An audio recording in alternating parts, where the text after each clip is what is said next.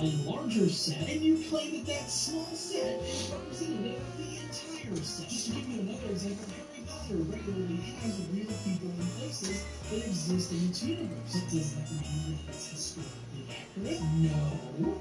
You know the Christmas story from Luke's Gospel? Same dynamic, right? When Caesar Augustus was emperor of Rome, when Quirinius was governor of Syria. Yeah, okay, so he's specifying what time.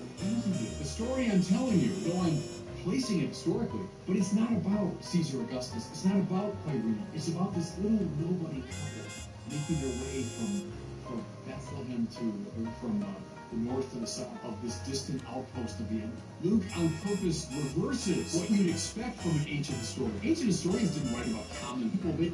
This section is a bit complicated. For one thing, Luke's author didn't think that he was writing about nobody. Luke's author was writing the origin story for the savior of his people. This was far from a nobody. It would be like claiming that the historians that wrote about Romulus and Remus's birth, just because they were abandoned as children and they were poor and destitute and raised by wolves, that somehow means it's historical? By the way, Romulus and Remus didn't actually exist. They are mythical. But using Bishop Barron's criteria here for what is historical, you would also have to say that Romulus and Remus were historical.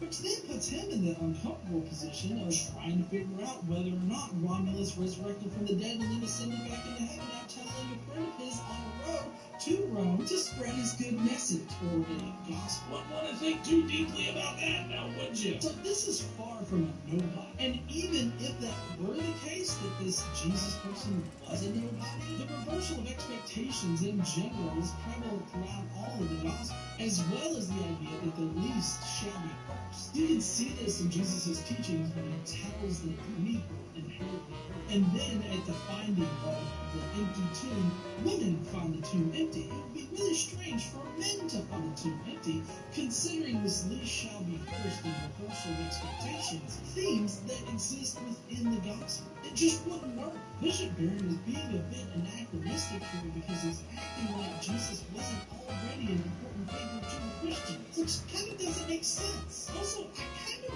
like how he low-key agrees that this means that Luke isn't a historian, because he says that ancient historians didn't write about common people, and that Luke reversed what ancient historians actually did. I feel like this is a low-key admittance that Luke was not writing about history, that he was not a historian. I would say that he's wrong about ancient historians not reporting on things that are happening in their community. Josephus wrote about plenty of failed messiahs that were really insignificant when you take it into consideration. So his point here is just bad from every direction. He wrote about the high and mighty. Luke is suggesting something extraordinary.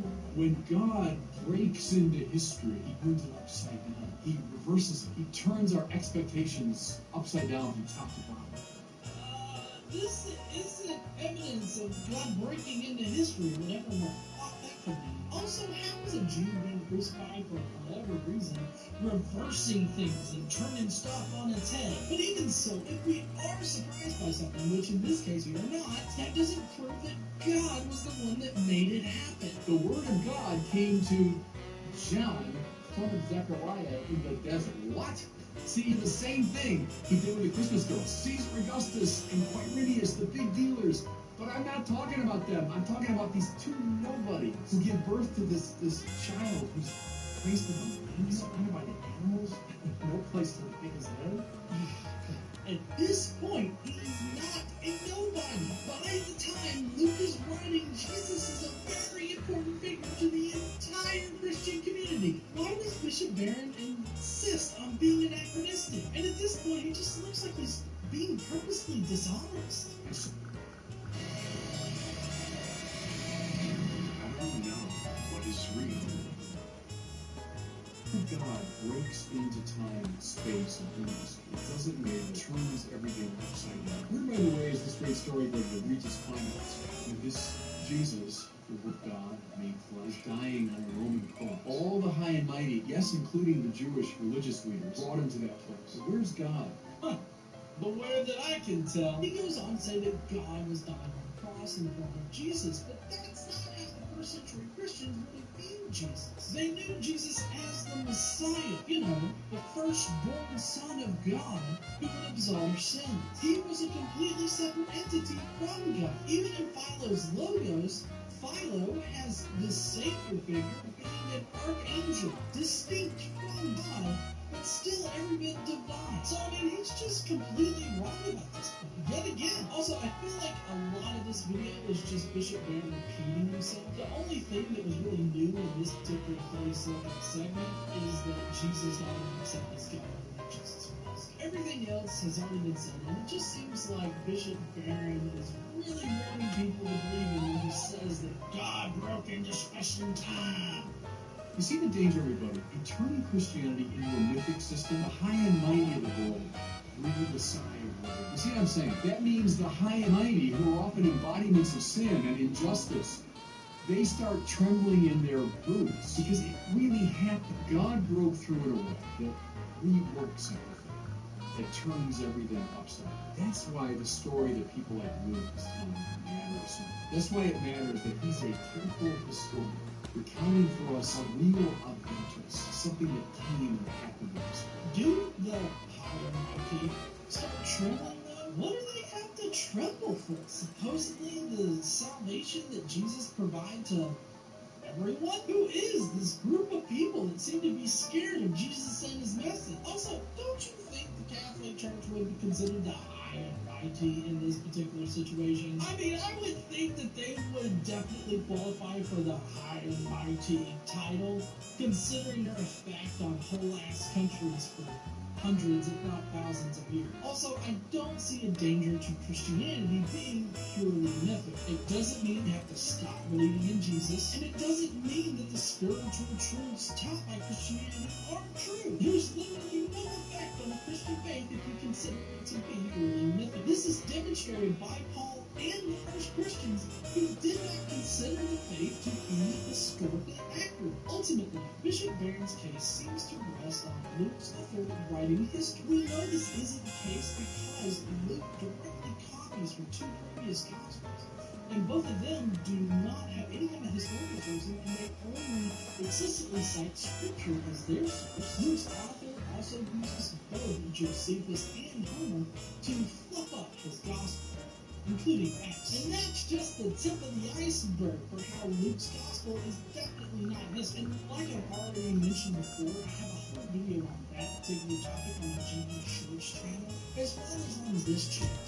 So if you want to go and check it out and find out why Luke's account is not historical, then check out those videos. Other than Luke's Gospel, Bishop Barron solely seems to be relying on rhetoric for his message, proclaiming that God going to history means nothing to us given the evidence of God. He just seems to insist that Luke's Gospel, as well as another Gospel authors, were solely writing about history and historical events. He offers no good justification for this other than, it sounds like history to me. It's all very flimsy. And my suggestion is that Bishop Barron the Christian defense of the historical events and then come back with that. Well, he thinks it's going to be all for today. I really appreciate you guys coming by and checking this video out. If you want me to comment down below and let me know what you think of Bishop Barron compared to his historical truths. Do you think it was good? Do you think it had some good points? And listen, let me know in the comments below. Hey, like this video, smash that like button and subscribe if you're not already subscribed. And you like Nemesis content. Don't forget to stand up for your voice. Bye, heathens.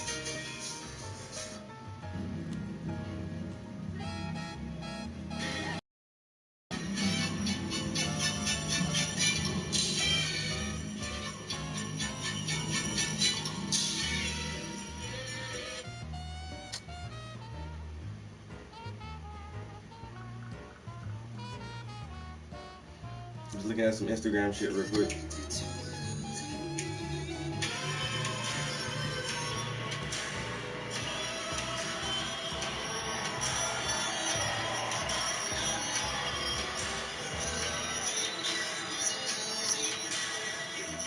Good evening and welcome to Biola University. My name is Craig Hazen. I'm the director of the Master of Arts program in Christian Apologetics here, and I'm honored to be the host tonight to get things started. Although the gym is packed with nearly 3,000 people, it looks like you're stuffed in here pretty well. And my condolences to those who've already been sitting an hour and have another couple hours to go. Hang in there. Hang in there. But you're not the only ones watching. There are thousands of people in other venues on this campus. Not only that, there are people in...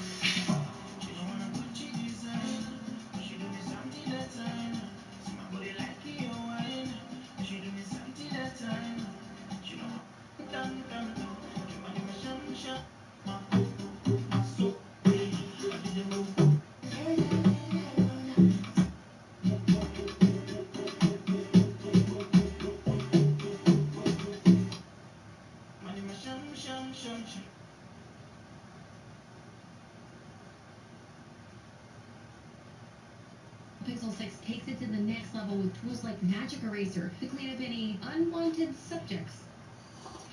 I discovered the 8 immortal kings of Sumeria lived a total of 241,200 years.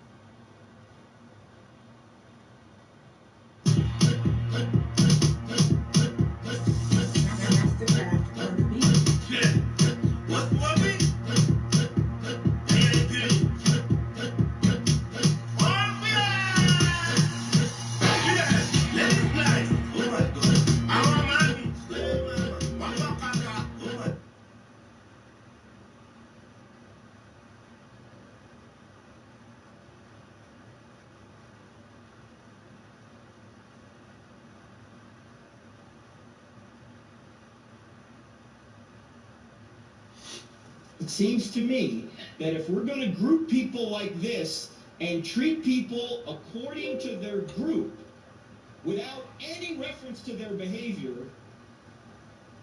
that is racism, sexism, and bigotry itself. That's what we're trying to get away from, right? But this idea that there are these two groups and we must treat people based on where they are in the...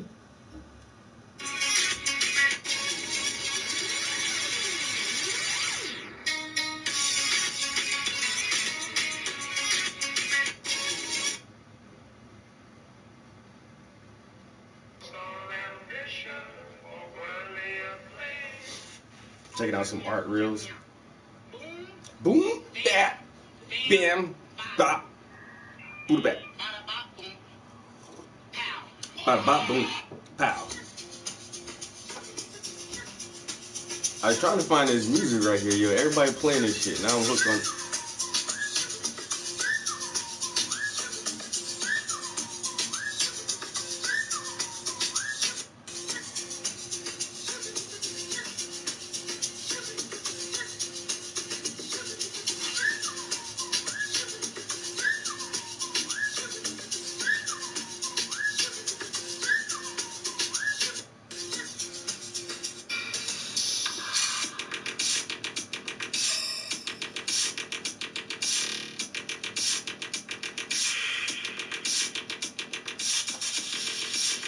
So these art reels be going crazy.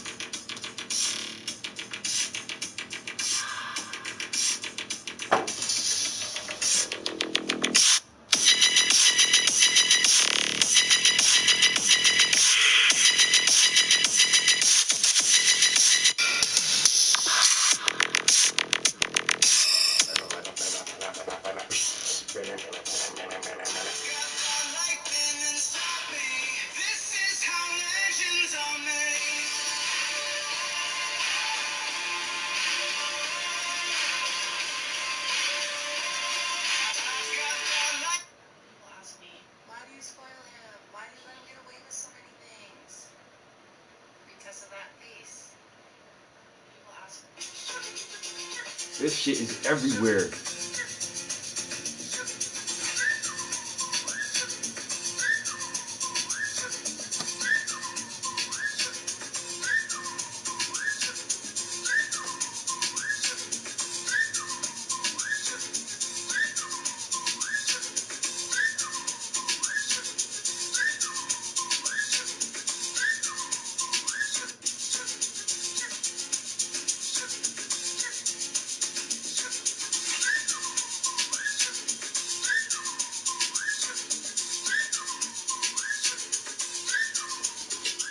How do you find this shit, man?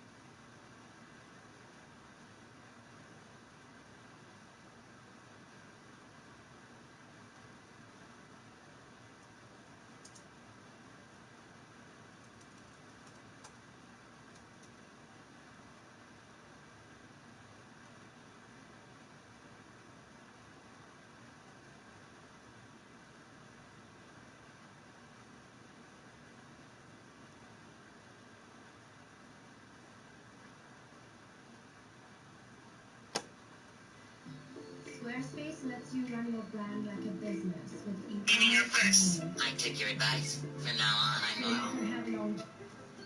Normal, huh? Yep. Oh, really? Yep.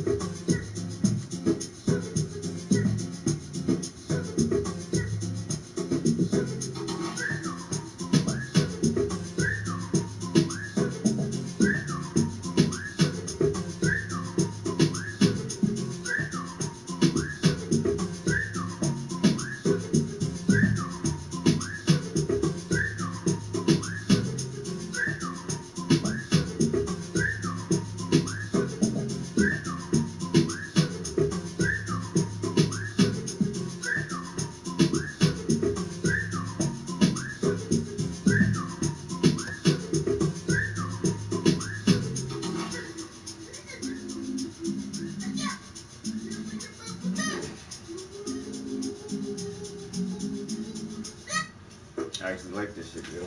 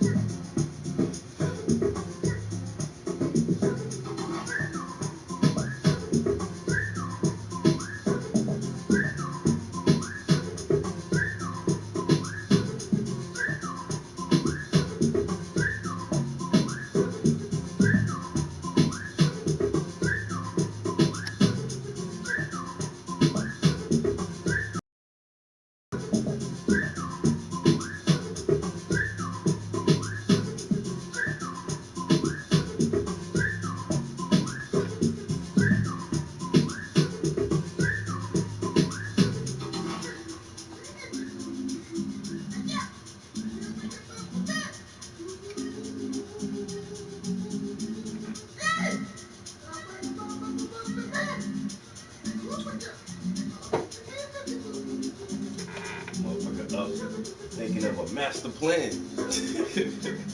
Motherfucker up thinking of a master plan, boy.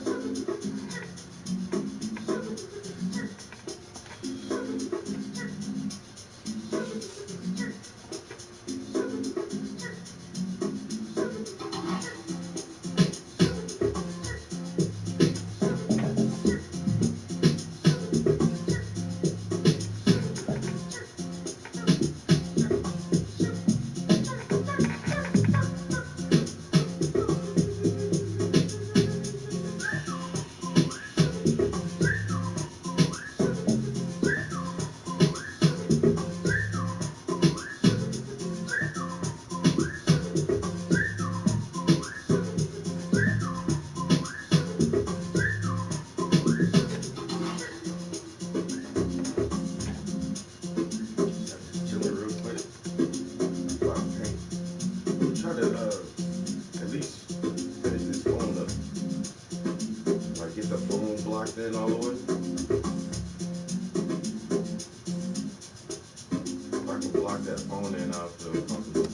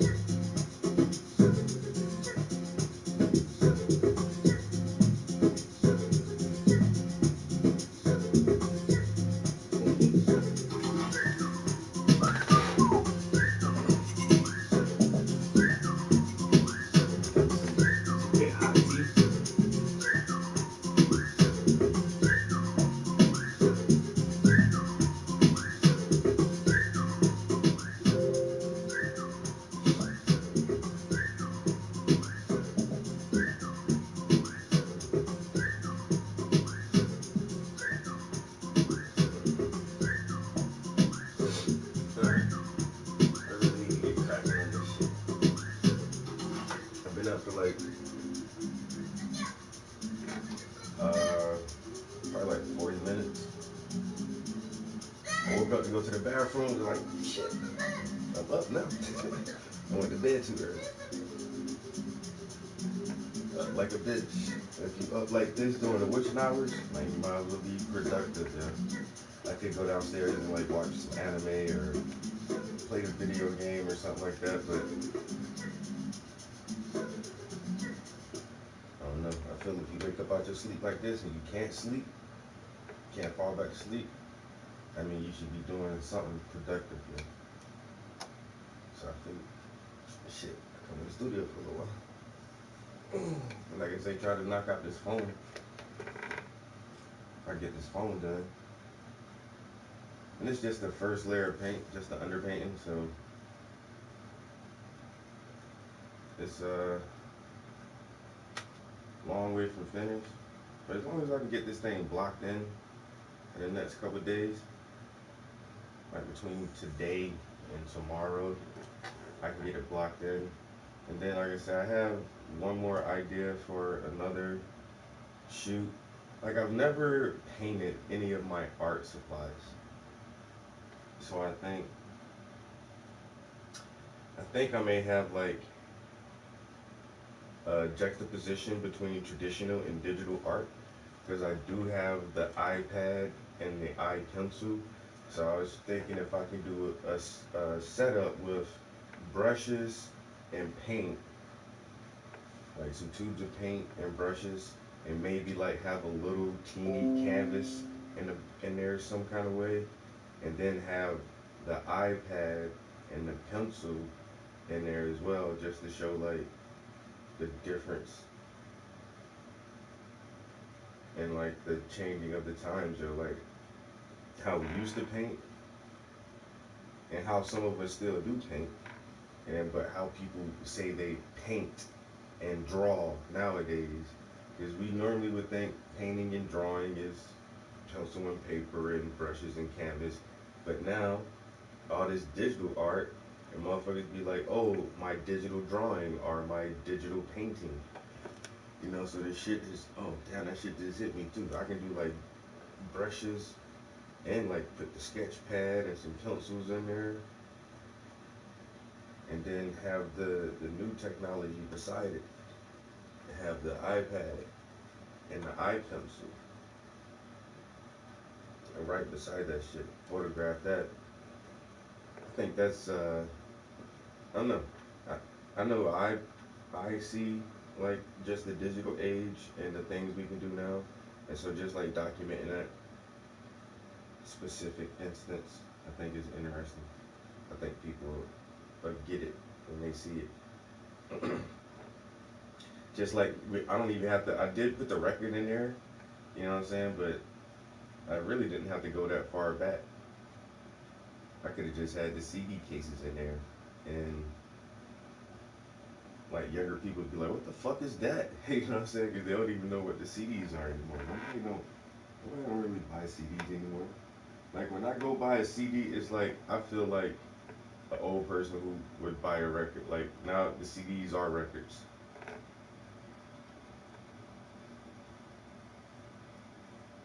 So yeah, just trying to document some of the technology changes in our entertainment, um, and the ways we produce art and different things like that. So let's see. I said I can probably stage that and try to photograph that today. Because I'm running out of art to work on actually. And then, yeah, digital is kind of the way to go nowadays, bro. I got a bunch of digital art I need to be working on as well. But,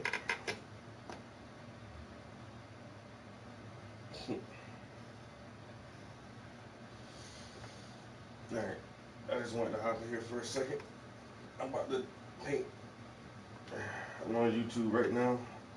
So goddamn, I felt one coming to YouTube.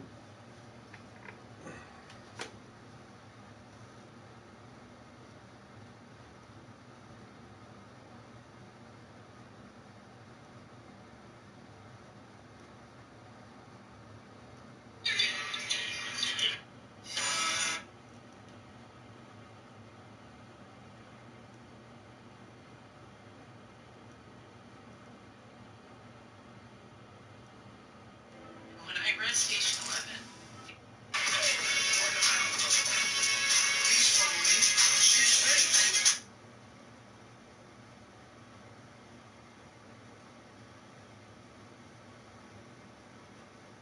experts have said this project is gonna hit X50 in a few weeks. If it's magic, then why can't it be everlasting? Alright. See, I got stuck on the damn internet that quick, yeah. I was gonna do like a YouTube, a Facebook Live real quick, just to catch anybody who's up.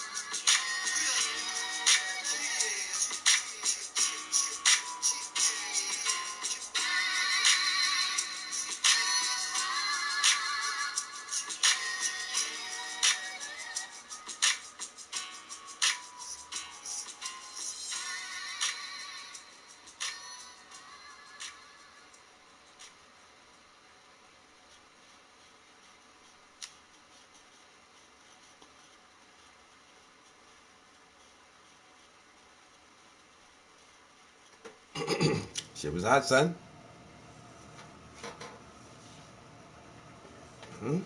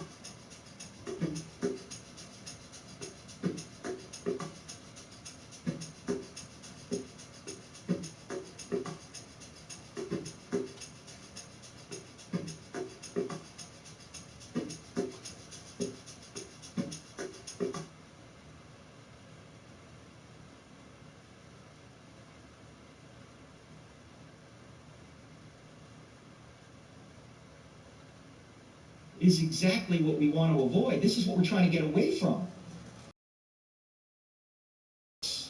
Not by the group they're in.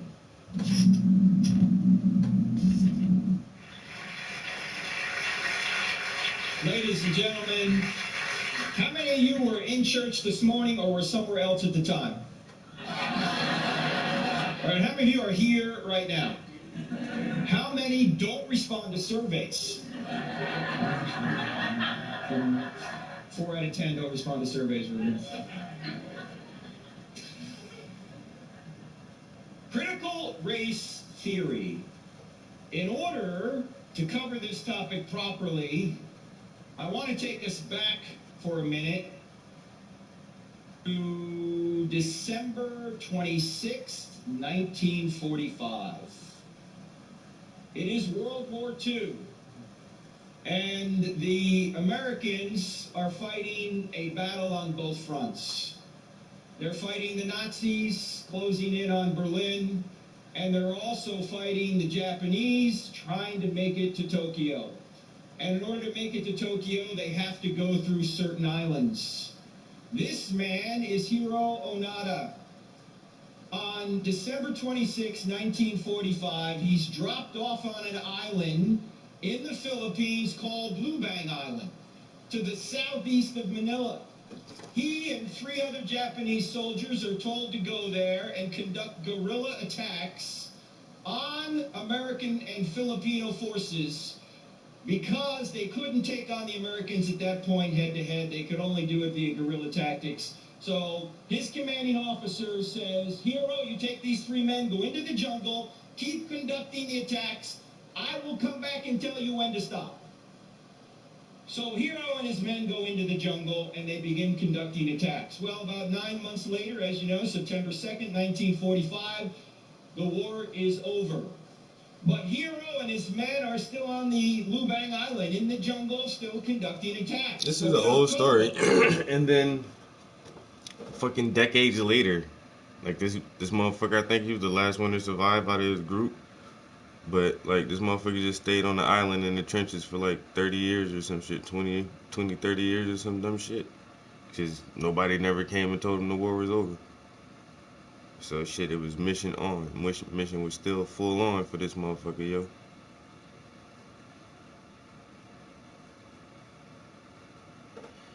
Now, if that ain't dedication, nigga, I don't know what dedication is.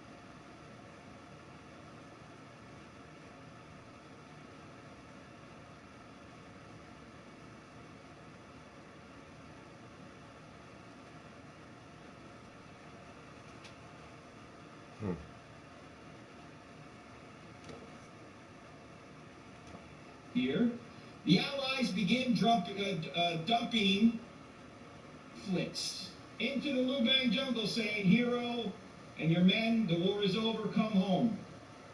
Hero had been trained in propaganda, and he thought this was propaganda. So then they dropped in newspapers from Japan saying the war is over. They also dropped in letters from Hero's family and his colleagues' family saying, come home, surrender, war is over. And Hero said, there is no way. I don't remember all that because part. 100 million dead was on the lips of every Japanese person. We were going to fight and never surrender.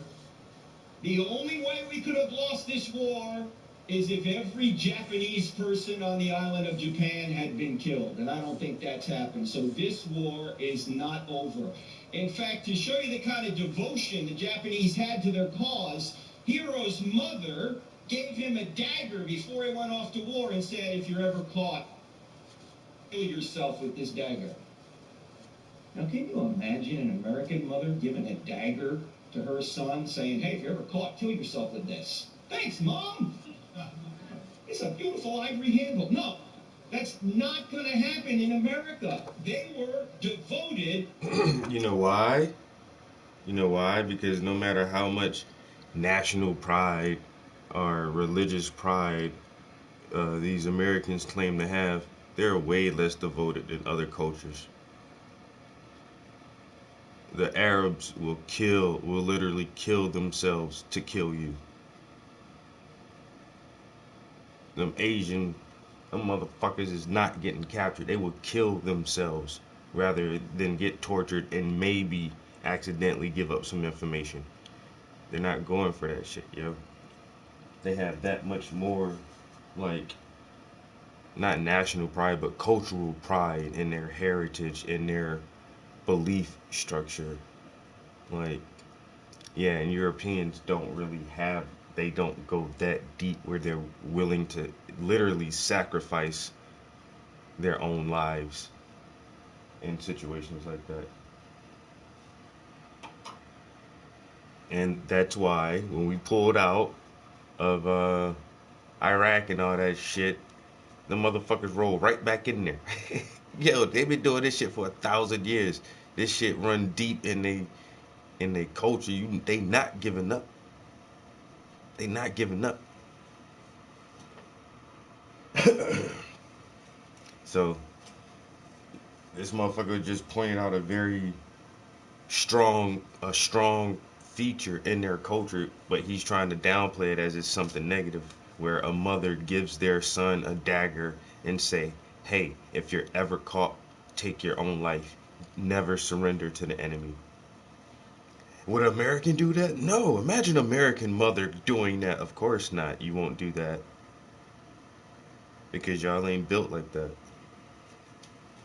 Because, in fact, they thought the emperor was God, a divine figure. So Hero's commanding officer represented God, and so did he. He's not giving up. So he and his men stay in the jungle through the 1940s. They stay in the jungle through the 1950s. They stay in the jungle through the 1960s. It's not until 1974, when Hero's the only one left, his other three colleagues had either died or given up, that a Japanese tourist from Japan goes to the Lubang Island looking for the legend known as Onada. He goes into the jungle wearing black socks and sandals. Hero sees him. He's about to shoot him. Says only a true Japanese would wear black socks and sandals. This guy must really be a Japanese citizen. So he goes up to him. He says, what do you want? Suzuki says, Hero, war is over. It ended 29 years ago. Come home. Hero said, I will not give up until my commanding officer tells me to give up, because that's what he told me to do. He said, keep conducting these attacks, keep conducting the war until I come back and tell you it's over. So Suzuki goes back to Japan. He tells the Japanese government, and the Japanese government goes and finds Hero's commanding officer. By this time, he's a bookseller in Japan. He's a businessman. They put him on a plane. They fly him to Lubang Island. He goes into the jungle, and he says, Hero, I'm your commanding officer. Stand down. War is over. So on March 7th, 1974, Hiro Onada walks out of the Lubang Island jungle, still wearing his uniform. He's 51 years old. It's a little bit tattered. He has 500 rounds of ammunition, several grenades, a working rifle. Ceremonial sword is polished in good shape. 2 days later, he hands the sword to Ferdinand Marcos, the president of the Philippines, who pardons him for the 30 or so murders, which he didn't know were murders, over the previous 29 years he had conducted against the Filipinos in the Philippines. He would not disobey his commanding officer. He thought his commanding officer represented God. Now here's my question, ladies and gentlemen. Who is your commanding officer?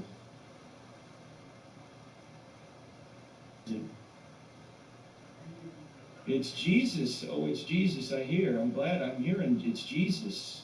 Well, why do I see so many Christians claiming to disagree with Jesus now? Has Jesus told you to stop being a Christian because it got difficult? Jesus told you that you ought not stand for truth because you might become unpopular if you do? Has Jesus said, you occupy till I come, unless they unfriend you on Facebook.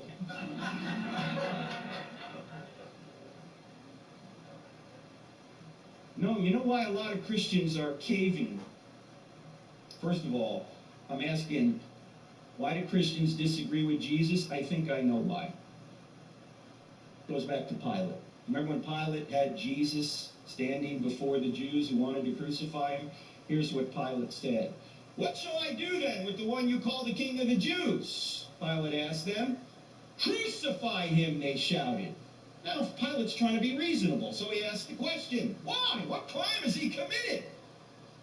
Did they give a rational answer? No, they just shout all the louder, crucify him. That's the key phrase. Wanting to satisfy the crowd, wanting to satisfy the crowd, released Barabbas to them. He had Jesus flogged and then handed him over to be crucified. Wanting to satisfy the crowd. Ladies and gentlemen, are you trying to satisfy the crowd? Because if you're trying to satisfy the crowd, you're going to be a Christian very long. Christianity is becoming increasingly unpopular, but that doesn't make it any less true. The way is narrow. Jesus said, if they persecuted me, they're going to persecute you. Paul said, anyone who lives a faithful life in Christ Jesus will be persecuted. So I say all that because, at least for me anyway, I hope my commanding officer is Jesus, and I'm going to obey him, not any cultural fad or cultural philosophy. For those of you in the service this morning, we read from Colossians chapter 2, don't let anyone lead you astray with some hollow or deceptive philosophy that comes from the traditions of men, from God. So, in order to talk about this difficult issue, I just want to let you know where my allegiance is. Hopefully I'll deal with it under pressure. Somebody says, oh, what would you do if they put a gun to your head and say, renounce Christ, what would you do? You know what my answer is? I don't know. And neither do you. Peter thought he knew, didn't he? Lord, I'll never deny you. Denies him 3 times before the night's up. It's my intention, I hope your intention is to follow Jesus, not the latest cultural fad. So with that being said, let me point out that the race issue is a very difficult issue for anyone to discuss. Why? Because if you emphasize it too much, you become a racist. If you emphasize it too little, you're allowing racism to continue. You see, it's a very delicate issue. We all know that our country has had a terrible history of racism. However, let me also say, it's not our country that invented slavery. Virtually every country had slavery. Yes, it is true. Whites were slaves because the northern Africans, mostly Muslims, around the time of Thomas Jefferson, took over 1 million white slaves to northern Africa. And many people don't recognize that. There have been slaves of all... Yeah, the Arab slave trade was one of the original slave trades, and the Arabs didn't care who the fuck they enslaved. But there's slavery all the way back to your biblical stories, where no white people were involved. But the only thing with American slavery, that's just like saying, he said we didn't invent slavery. Everyone has always had slavery. That's just like some investors who are building a skyscraper saying, "Yo, we didn't invent buildings. They've already been here." Yeah, but your building is like 100 times taller than the average building because you have been able to learn from all the previous buildings how to make yours bigger, stronger, and better. And that's what American slavery was. It was slavery, but it was different, a different kind of slavery. It was a new, like, iteration of slavery, the most advanced, the most brutal and debilitating form of slavery that has ever existed. Ever.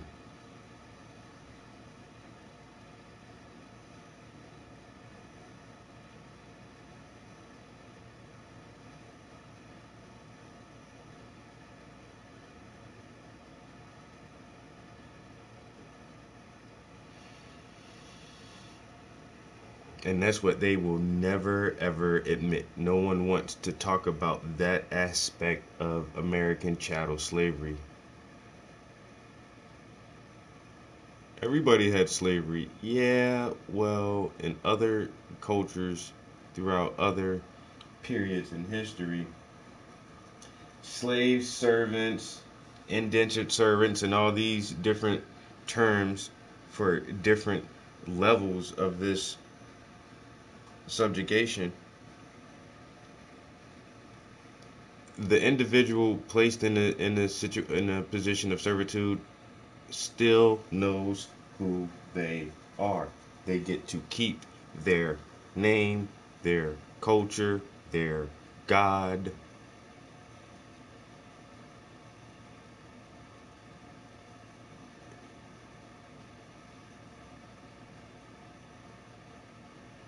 Their connection to the motherland. Most of the time, people were enslaved within proximity of regions, so the language would almost stay completely the same, their native tongue. But American chattel slavery was something so different and brutal. It actually created a new personality type. It created a new person.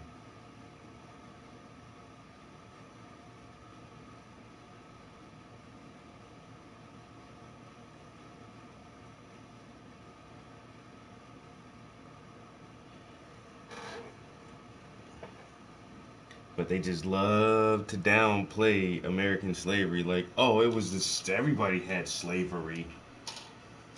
We didn't invent slavery. Yeah, no, you didn't invent slavery, but you invented the most brutal form of slavery to ever exist.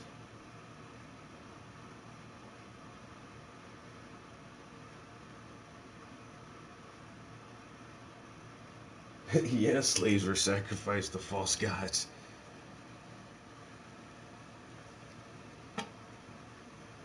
I mean,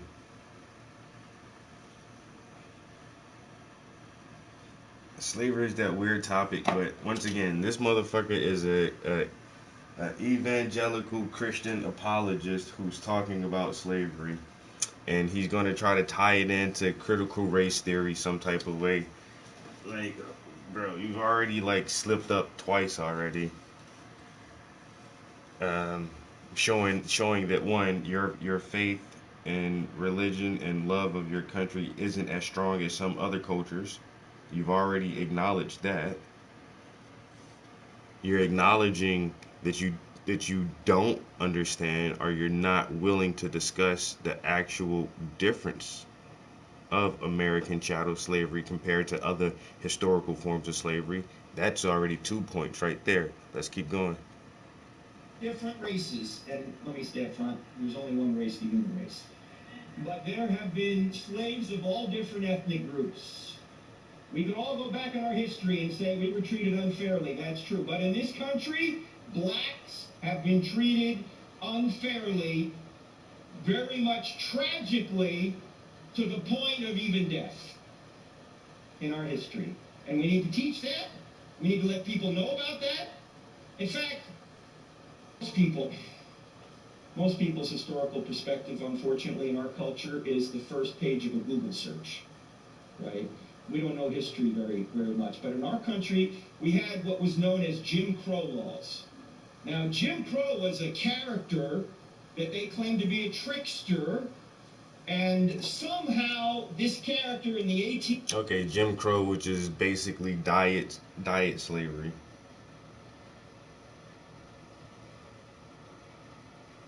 Slavery light.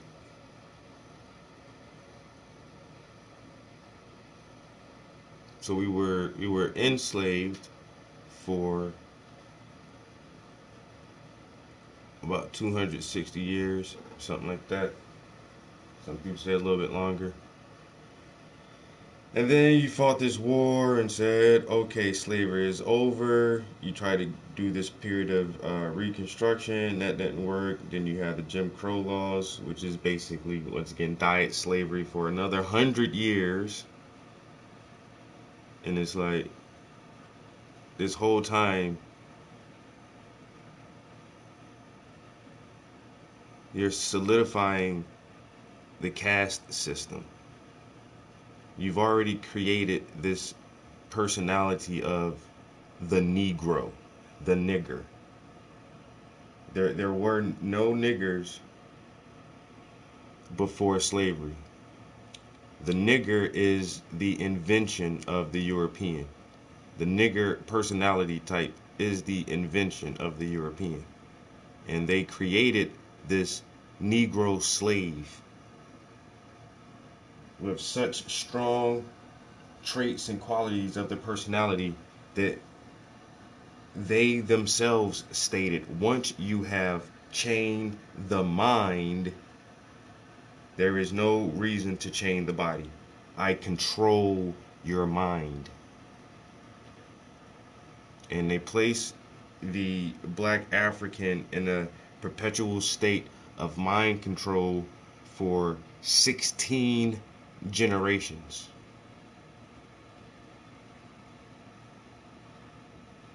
Where you will never know your origin, your motherland. You will never speak your native tongue.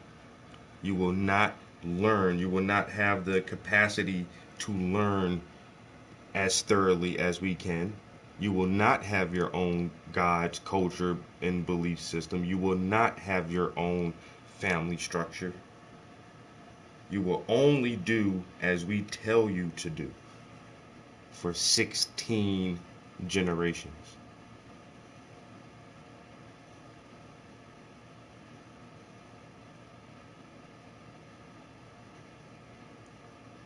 My mother was born in the early 60s or late 50s. She was born before the Civil Rights Act of 65 is what I'm saying. My mother. So she was born into segregation. My great-grandmother was the child of former slaves. Like, that shit is not that long ago. You know what I'm saying? That shit is not that long ago.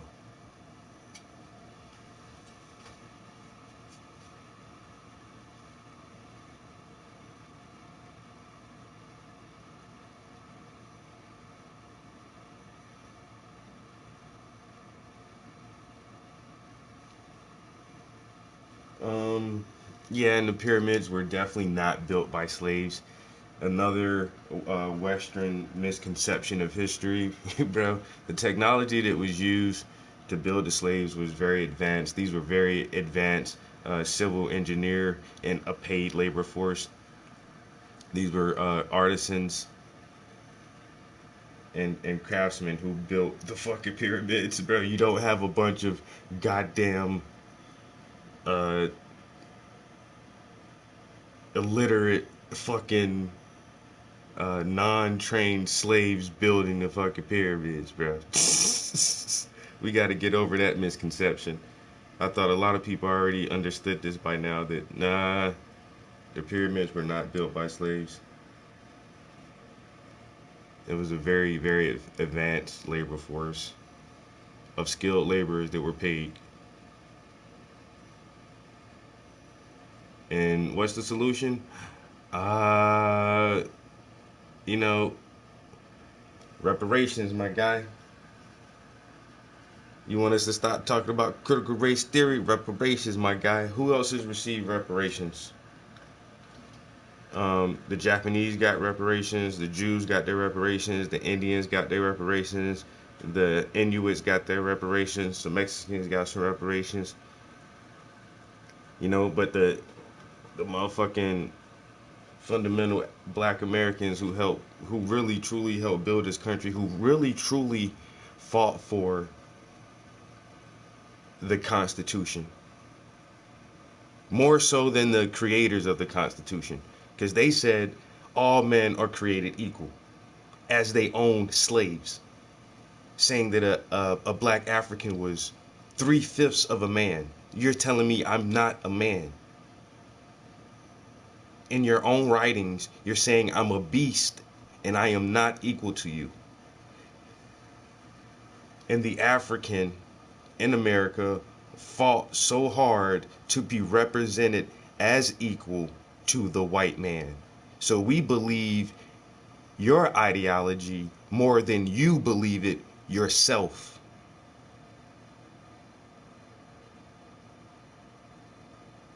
And we fought to actualize the ideology that you created, saying that all men are created equal.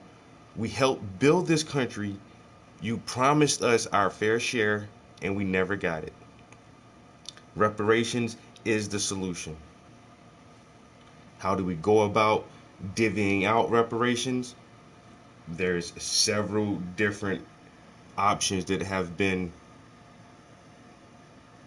put forth over decades. Listen to Dr. Claude Anderson if you want to hear very insightful and very logical and plausible solutions to distributing reparations for fundamental black Americans.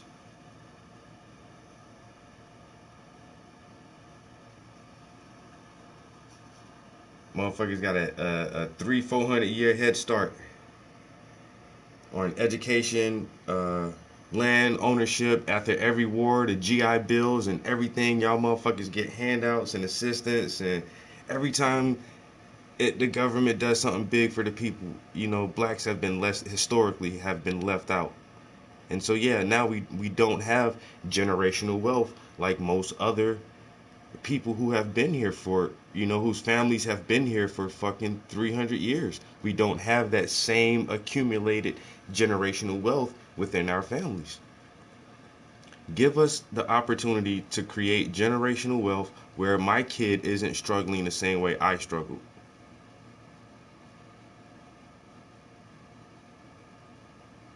I swear, the most thing I hear from like white people my age who own homes, oh, this was my grandparents' home, or this was my parents' home.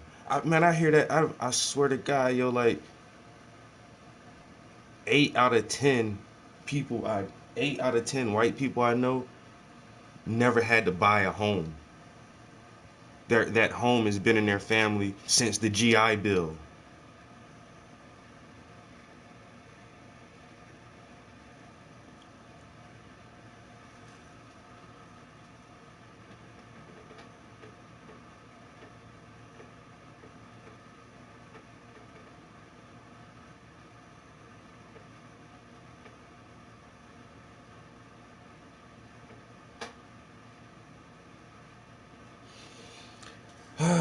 So my girlfriend is of mixed race, and I feel like you would have to definitely have a cutoff point for the mixed breeding, and that's just my opinion.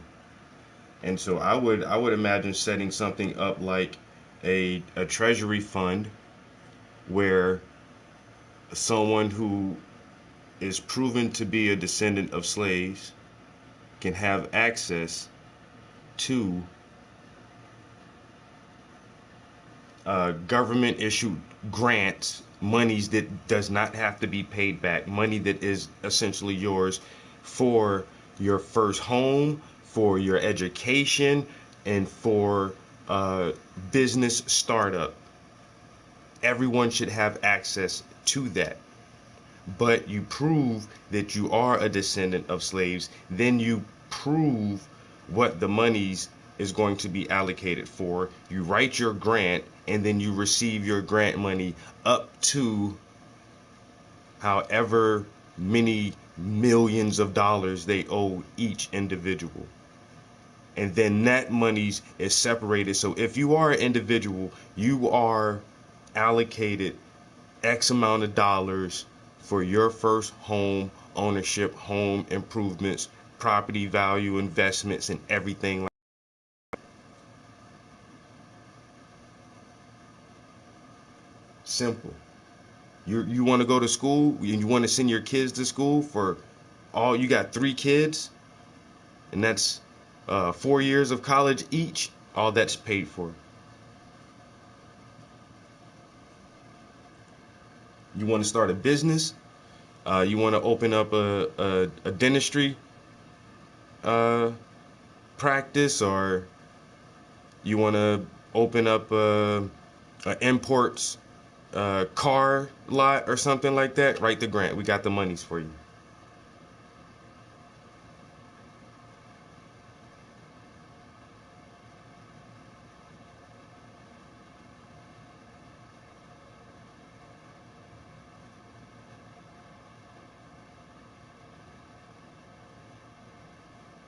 Yeah, they gave reparations to natives, and white people were jumping in and taking it because they were like, I'm 10% native, and they were still eligible for it. Like, that don't make no sense, yo.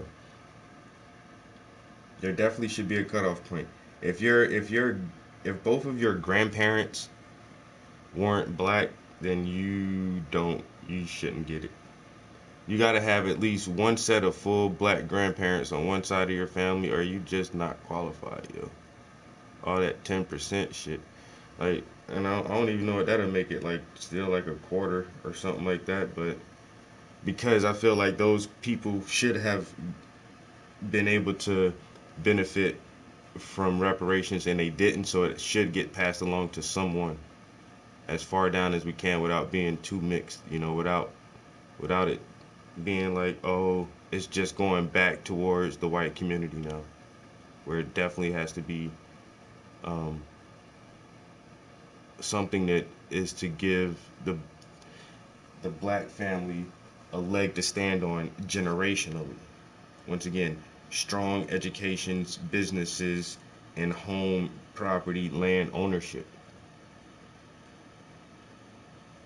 If they would have gave us our 40 acres and a mule, man, niggas would have owned at Georgia.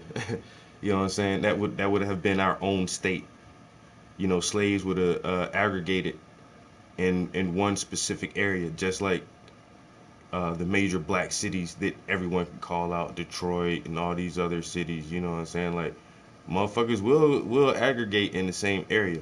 Now, if you gave these motherfuckers they goddamn reparations back in the day, and they all they land and all that shit, you don't think these motherfuckers would have had a state just like Oregon? The Mormons took over Oregon, and you know what I'm saying? Like, yo, blacks would have had their own fucking state, yo. I know we would have took South Carolina or Georgia, one of them shits, yo.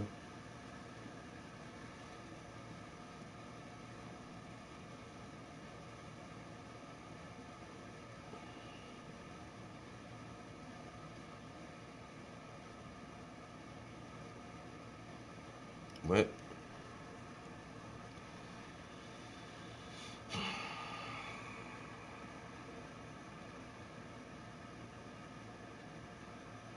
so and that's just one very quick concept of a solution of how we can give out reparations to black people. We can only trace ourselves back as sometimes as far as the bill of sales, from the 1700s. It will stop at a receipt somewhere where our great great great great grandmother was sold to some fucking plantation owner in Alabama or some shit. Then we can't trace our history past that. But let an Irish motherfucker or a Swedish motherfucker or a German dude or somebody, German American or Irish American or Italian American, these motherfuckers get on Ancestry.com and they can trace their shit all the way back across the pond and trace they sales damn near back to some serfs underneath whatever king or duke or whatever. Trace they shit back fucking centuries. Oh shit, man, look, man. A bill of sale, bro. That's as far as you go back, bro. A bill of sale from where? We don't know. It came in on a British ship. The cargo number was marked XYZ. Slave number 13, female, approximately 21 years of age, was sold to the Smith farm. That's all you get, man. And more than likely, this bill of sale, that could have been your ancestor.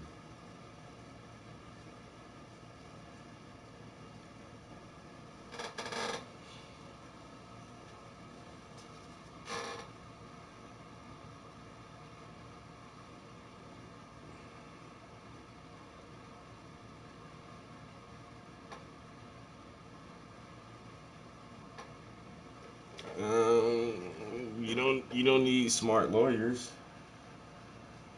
There are actually some businesses, there's some corporations still in existence that profited from slavery. Some steel companies, some engineering companies from the railroad days, like some of these motherfuckers are still in operation, bro. If you can come up with fucking trillions of dollars for COVID bailout, come on. Whatever, dude. Like there's monies. Pull that shit out of thin air, America. Go into debt like you do for everything else. And then plus, if y'all would have started this shit in the 60s and have like an annual amount of money set aside each year for reparations, y'all would have been finished paying for this shit now. You would have been finished paying for it. Each year we're going to allocate $12 billion towards the reparations coffer or whatever until we reach X amount of dollars. I mean, y'all send all this money overseas every year for goddamn benefit and aid to all these other countries, and fucking send Israel motherfucking billions of dollars each year. Like, get the fuck out of here, bro. Y'all could have been paid that shit off, man. Could have been paid reparations off.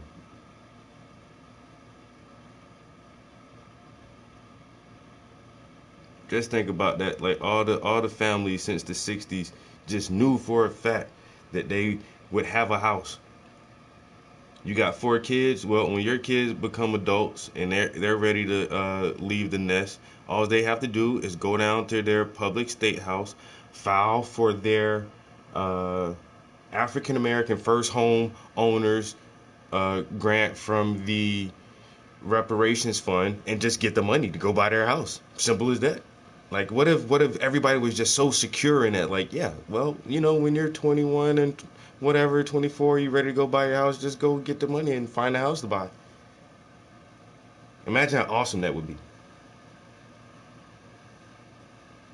Imagine how many more homeowners and business owners that there would be in the black community instead of fucking athletes and entertainers. Everybody can go to school to be engineers.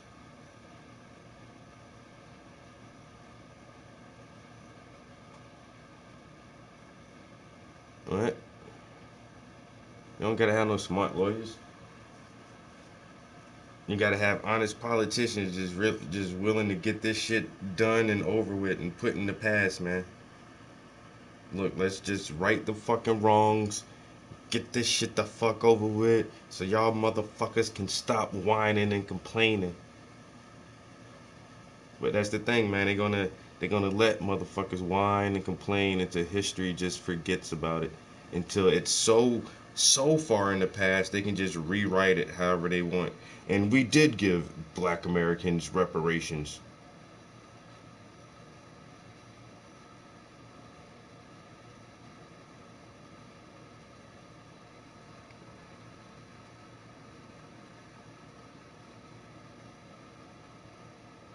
And now they got critical race theory once again trying to erase the memory. We don't need to teach this shit. I don't want to teach my kids how bad my grandparents were.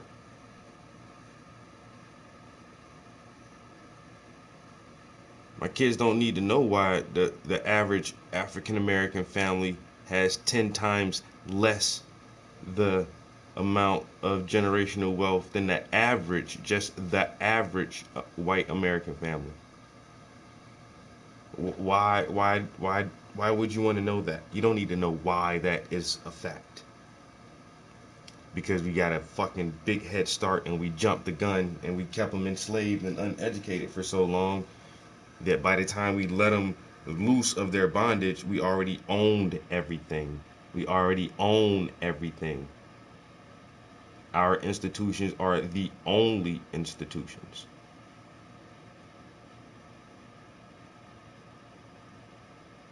But we don't need to teach that the way that it actually happened. We just say, you know, we came over here, Christopher Columbus found some land, you know, the Pilgrims came and kind of helped the Indians out, and then the Indians were so impressed by the Europeans that they just basically gave us this country, yo, and they just moved out west, and but we let them have reservations and stuff, and Indians still got their own land, but basically they just it was always good, man. Shit, make America great again, man.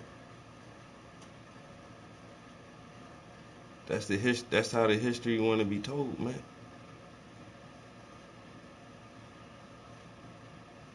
All lovey-dovey, all peaceful and kind, just a bunch of explorers and hard-working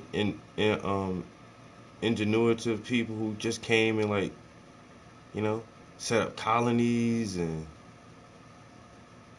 what I'm saying, they even battled other white people, man. They battled the British to keep their freedom here in their new land that they discovered.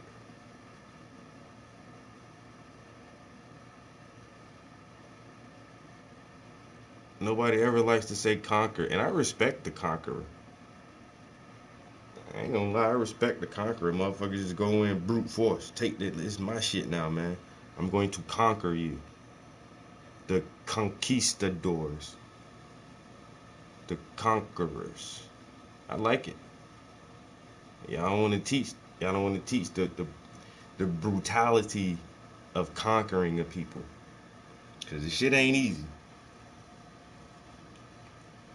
I mean, it's probably it's easier than trying to come in and be civil. Trying to make civil agreements and arrangements take deliberation, and it takes some give and pull on both sides and coming to agreements, and it's like, nah. We're going to do this shit the way we want to do it, so I'm going to bludgeon you to death in front of your children so that your children know not to test me, nigga. This is mine now. Okay? This no longer yours. This is mine. I'm going to conquer you.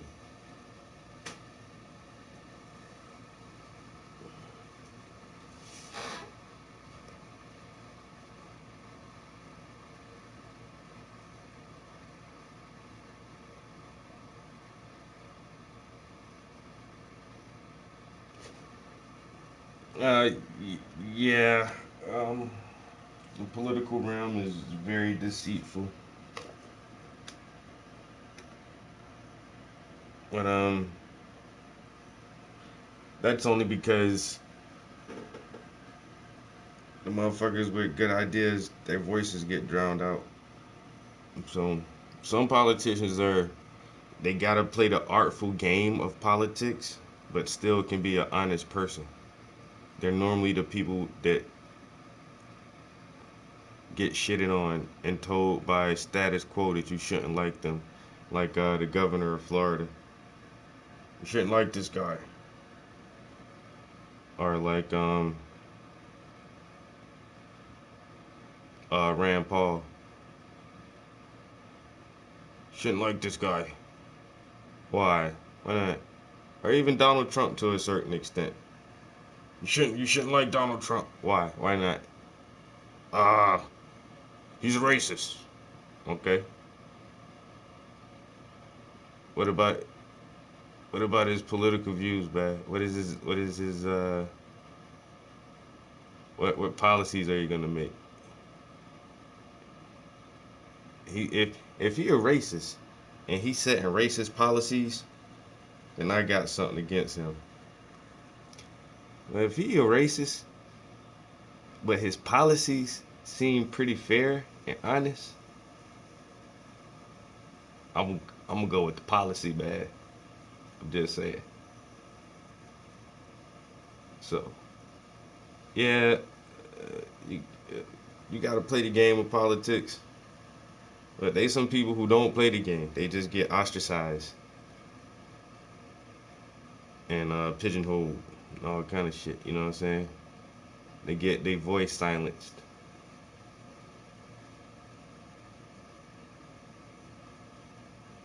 So, but at the same time, like, the political spectrum will change more when people start realizing the paradigm shift that we do have a bigger voice and that we can call these motherfuckers on their bullshit and that we are actually the ones who fucking select these motherfuckers and vote these motherfuckers in. That's how AOC got in there, even though she's weird as fuck, but you know, it can work. Sometimes can't work, man.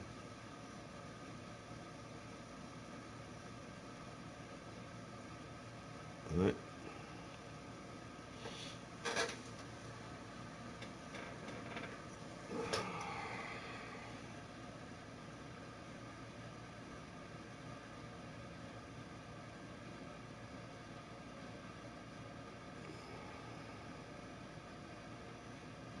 You know what I'm saying? It's wishful thinking, man. Hopes and dreams. You know what I'm saying? But very logical and very plausible is the thing. It's definitely logical and plausible. And in theory,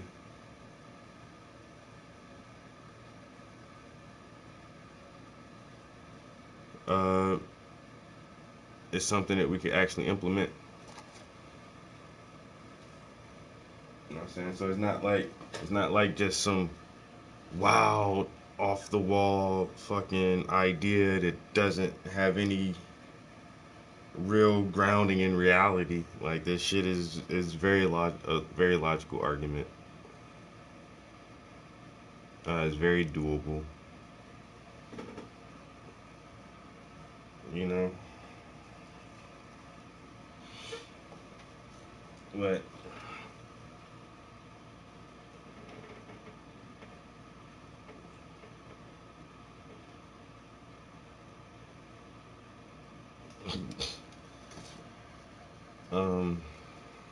you know what the truth, a good truth is, man?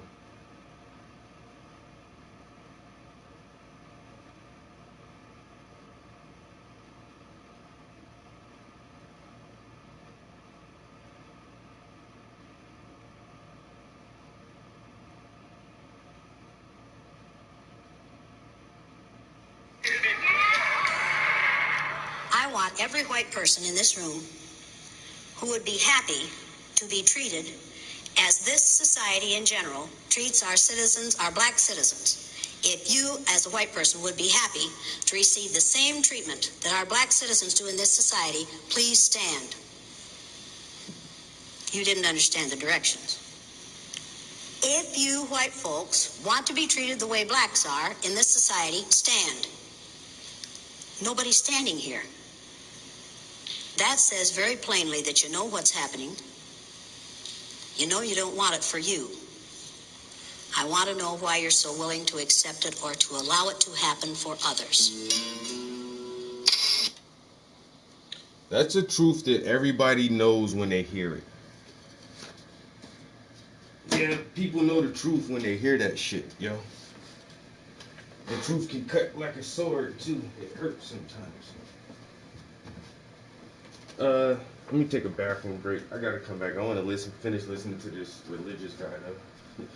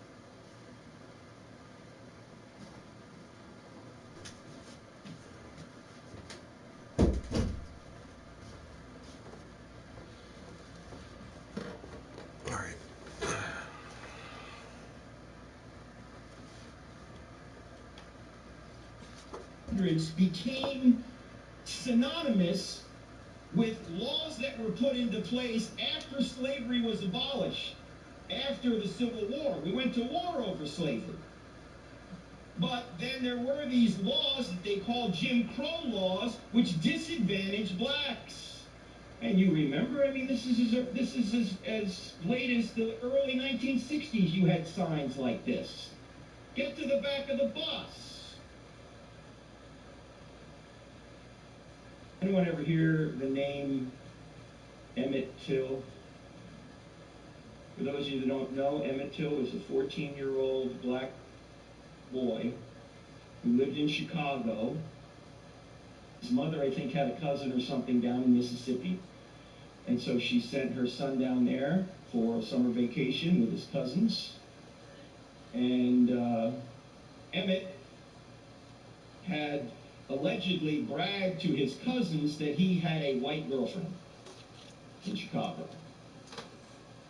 Which was apparently a no-no in Mississippi.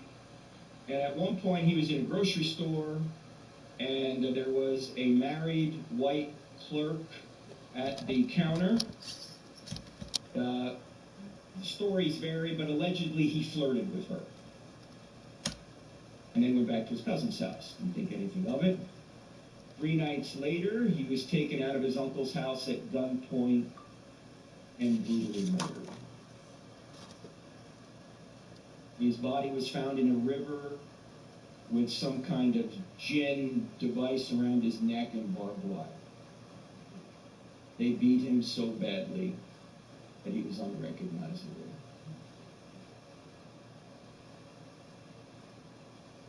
The sheriff took Emmett's body off and sealed it to his mother in Chicago. Opened the casket and said, "We're going to have an open casket funeral. Because I want them to see what they did to my baby." And so this picture was in Jet magazine in 1955.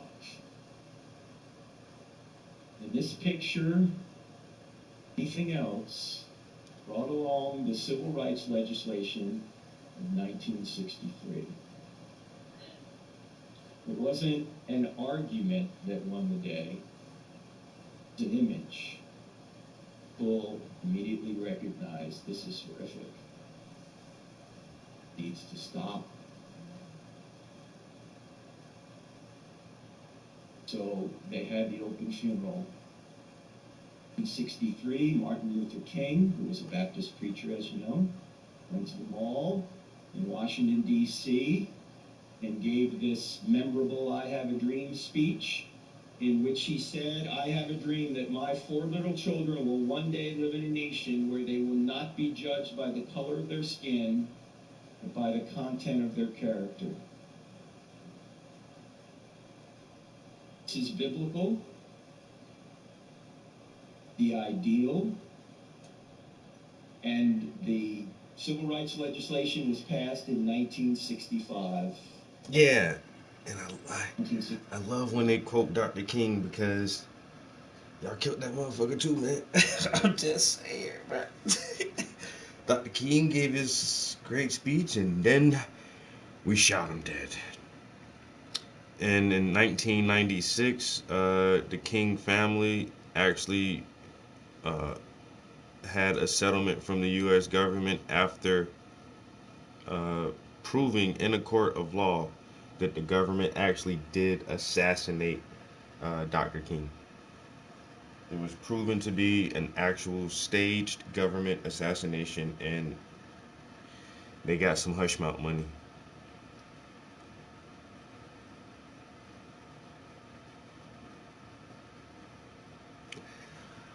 But let's not talk about that part. Let's just talk about his I've Had a Dream speech. Martin Luther King was gunned down in April of 1966. By the government. Was it 66 or 68? 66. Was it 66? Is it 68? I'm getting those numbers backwards, okay? In Memphis, Tennessee. Now, with that background, about social justice and critical theory. We're going to try and do this in 3 steps. First thing, what does the culture mean by social justice? Secondly, what are the fundamentals of critical theory? Whose culture? We're going to talk about the positives and the negatives. And then we're going to talk about, does this line up with biblical Christianity? Now, for those of you that may know our website or our YouTube channel, this is not a topic I talk about a lot. This is not my field. I'm not an expert on it. There may be questions I don't know the answer to, but I have done a fair amount of reading on it, and I have done a couple of actually 3 TV shows on it for our TV versus the Culture series, okay? I will tell you where I'm getting a lot of this information. Before I do, these are the books I normally talk about. I don't have enough faith to be an atheist, stealing from God, correct, not politically correct. They're on the book table about back there. And my goal is to try and show people why Christianity is true. Because if people are open to Christianity and they realize it's true, all these other problems eventually go away. We'll see why as we go further. If you want to get a PowerPoint presentation of why Christianity is true, just type the word evidence, text the word evidence, I should say, to 44222. I'll put that up later. If you do decide to get a book or a DVD set, I want to point out that all the proceeds from the sale of the books and the DVDs will go to feed needy children. Mine. Just so you know, I got 3 sons, so I need some help. Actually, they're a little bit older now. I was in the Navy for 8 years. I grew up in Neptune, New Jersey, right down the road here. That's right. Now you gotta give his backstory. University of Rochester, went through Navy ROTC, went right into the Navy after college. That's sweet. He get his sales pitch out real quick, tell a little joke right afterwards to break the ice of actually me trying to sell you guys some shit in the name of God. You know what I'm saying? Tell a little joke about my family, tell a little backstory about myself.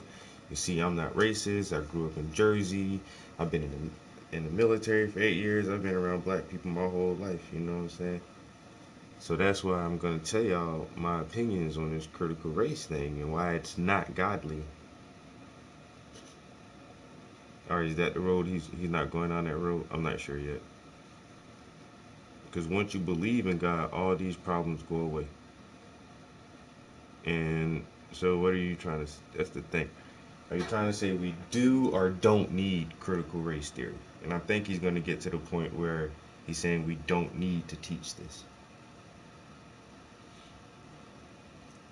Because there's very few people who are actually allowed on the internet right now that are pro critical race theory. You can't hardly find anyone that'll give the pro argument. Everything is the opposing argument.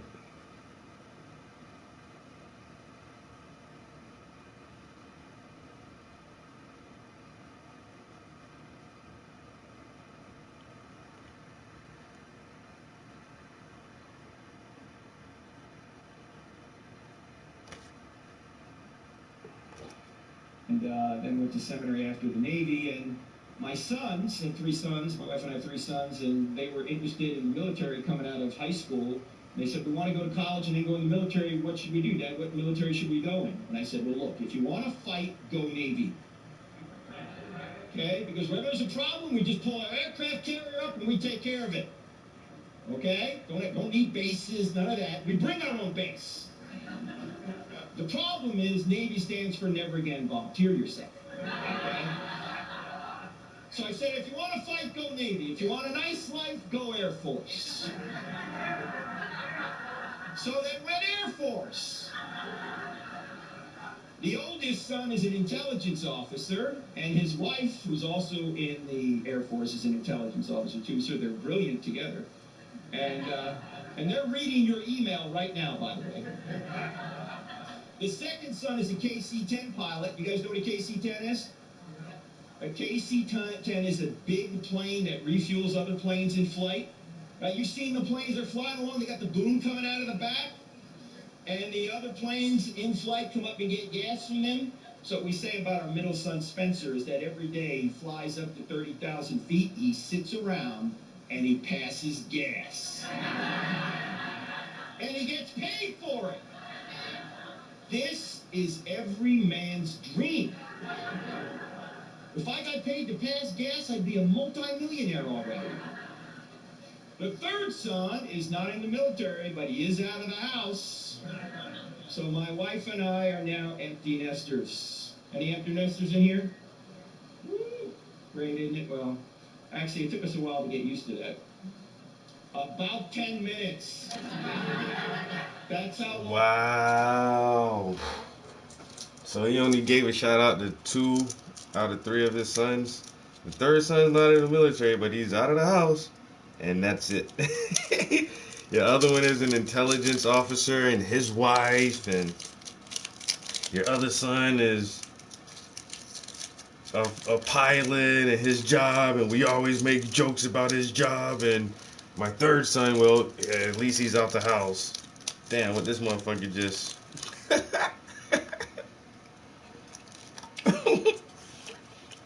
We're just happy he doesn't live at home. What does he do? I don't know. Really. He's still trying to figure it out. They took to change the locks. Alright? We love our kids, but they're messy. We've got one grandson now, too. Problem is, he lives in Oklahoma. We live in Charlotte, North Carolina now. Anyway, I'm not going to be quoting a lot of original sources here because we don't have time. As I say, we did 3 hours on this, and we only have, I want to keep this short so we can have Q&A. But a lot of where I'm getting this from is from this guy, Neil Shenvi, shenviapologetics.com. And he has written a lot on this issue. And if you go to his website, you can find all the original sources with regard to critical theory, and you can see if he gives it a fair shot or not. All right? I'm just going to cover the surface of this, and you can go a lot deeper by going to this website. ShenviApologetics.com. All right, so what we're going to do here is start at point one. What does the culture mean by social justice? You guys ready to go? All right. What is justice and social justice? It normally means individuals getting what they deserve, an impartial and fair application of the law. Right? You get what you deserve. By the way, it's a difference between justice, mercy, and grace. None of us should demand justice. Why? Not from God anyway. Why? Because then we're going to get what we deserve. And we don't want that. Mercy is not getting what you deserve. And grace is getting what you don't deserve. And none of us deserve grace. It's a gift. We're all sinners, right? Anyway, this is what you think of justice. Normally when I think of justice, social justice might be something like taking action to care for the poor, orphans, widows, unborn. In fact, this was actually, this phrase was coined by a Catholic priest a couple of centuries ago. Social justice. Let's make sure that we're involved in the community and make sure we care for the people that need to be cared for. And the Bible talks a fair amount about this, as you know. Okay? Or it could mean oppressed groups must be liberated. Now this, unfortunately, is what the meaning is for many people today. Not that we shouldn't liberate oppressed groups, but the idea that we're caring for the poor and the orphans and this is sort of subsumed by this. That's why the people who really study this say, if you want to be clear, don't use the phrase social justice, because it means too many different things to too many different people. Define what you mean by it. In fact, oppressed groups must be liberated might mean that we're going to take from the haves and give to the have-nots by law. Realize that so much of what you hear in the media is actually sounding good, though the real meaning behind what they're promoting isn't good. We talked about this morning for those of you who were in church, for those of you who weren't in church, where were you? We talked about how Satan comes as an angel of light. That if you want to pass off something bad as good, give it a good name. But the Equality Act, it sounds so good. Who could be against equality? Call it choice. Who could be against choice? Everybody's for choice. Call it justice. We're all for justice. Fairness. Who's not for fairness? But when you really drill down as to what they're promoting, it's not just, it's not fair, it's not equality, and it's not a choice we should make. Oh. Pretty good book on this topic by Scott David Allen, Why Social Justice is Not Biblical Justice. Here's the way he puts it. This is social justice today, secular social justice. Deconstructing traditional systems and structures deemed to be oppressive and redistributing power and resources from oppressors to their victims in the pursuit of equality of outcome. Have you heard of this? Equality normally meant equality of opportunity. For example, prior to 1964, blacks and other minorities did not have equality of opportunity because there were Jim Crow laws in place to keep that down. Now, at least on paper anyway, those laws were done away with in 1964. And so we had equality of opportunity, but that did not mean equality of outcome. In fact, the word that is now used for equality of outcome is a word called equity. Have you heard this? Equity. What about equity? Equity is everybody should wind up in the same place. Same stuff. Regardless of behavior. Gentlemen, equity has never happened in the history of the world. It's never going to happen in the future of the world. It's not even going to happen in heaven. So what do you mean it's not going to happen in heaven? You get into heaven based on grace, but you're going to get different rewards, or rewards taken away from you based on negative behavior, right? You get into heaven based on grace, but you're judged in heaven based on your works. And thankfully, people like the Apostle Paul will get more works than the garden, or more rewards than the garden variety Christian, because it's just. He should. Think of the parable of the talents. What does Jesus do? He talks about the parable. You know the story, right? He gives 5 to one, 2 to another, and 1 to the third. And to the 5 who goes out and multiplies them, he commends. To the 2, same. To the 1 who hid it, he says, I'm going to take your talent and give it to the one that has more. That's the opposite of equity, friends. That's justice. We're going to get justice in heaven based on our works. And there are 1,000 different reasons why people come to different outcomes. In fact, let me ask you guys a question here. How many people have a brother or sister? Okay, adult brother or sister. Let me ask you a question. Does your adult brother or sister, is he or she in the exact place you are in terms of finances, in terms of relationships, in terms of spiritual growth, in terms of health? No. If you're not going to get equity of outcome from people born to the same parents under the same roof, how are you going to expect to get equity of outcome from people from different parents under different roofs? You're not. Because there are so many choices that are made. There are so many motivations that some have that others don't. There are so many other factors that go into where you wind up in life, and it has nothing to do with discrimination. And I'm not saying discrimination doesn't occur or hasn't occurred. I'm not saying that. The idea, however, that differences of outcome are all due to discrimination is demonstrably false. And Ibram Kendi, may have heard that name, who's a race scholar up in Boston, said that all disparities between the ethnic groups, between the races, 100% of them are due to discrimination. That is the most illogical statement that he probably has ever made. Some might be because of discrimination, but certainly not all. Because people make different decisions. They have different talents. They have different gifts. They have different interests, different motivations, maybe different breaks in life. You're never going to get equal outcome. Yeah, the biggest break being white. Equal opportunity. Equal opportunity under the law, not equal outcome by the law.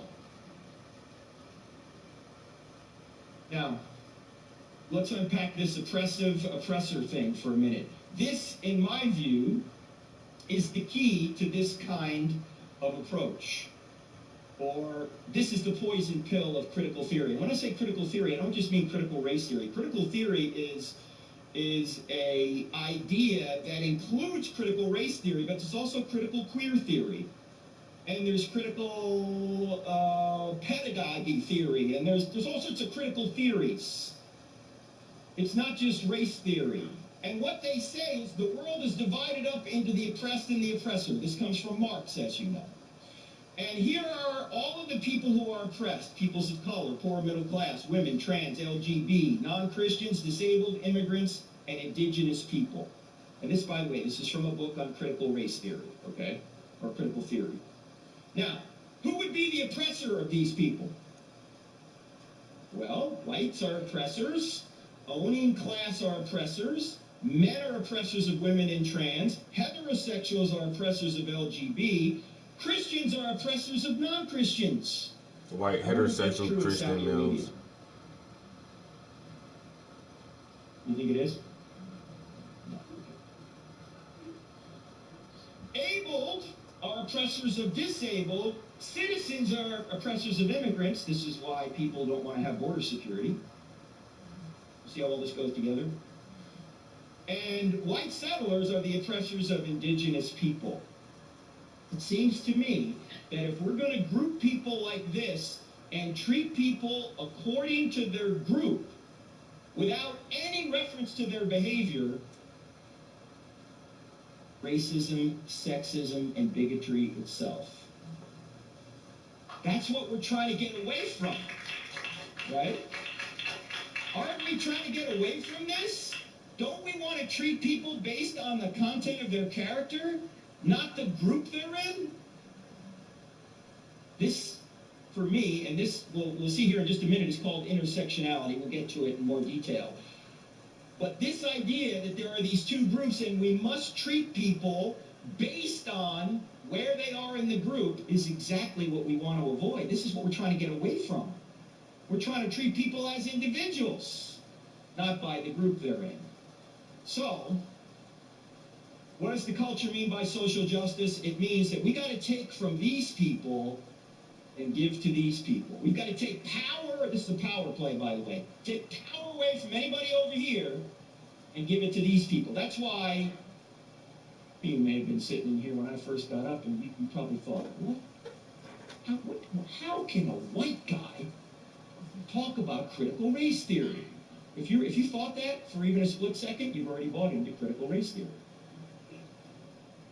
Because arguments don't have race. Arguments don't have ethnicity.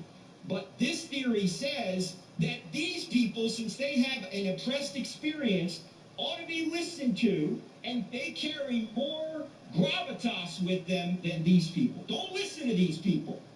Only listen to these people. Second point. What are the fundamentals of critical theory? Here are 5 fundamentals. First point. I've only heard white people talk about critical race theory, actually. I've been trying to find black people talk about it, but, like, I don't know. I listened to the lady from the 1619 Project or something like that. But that's about it.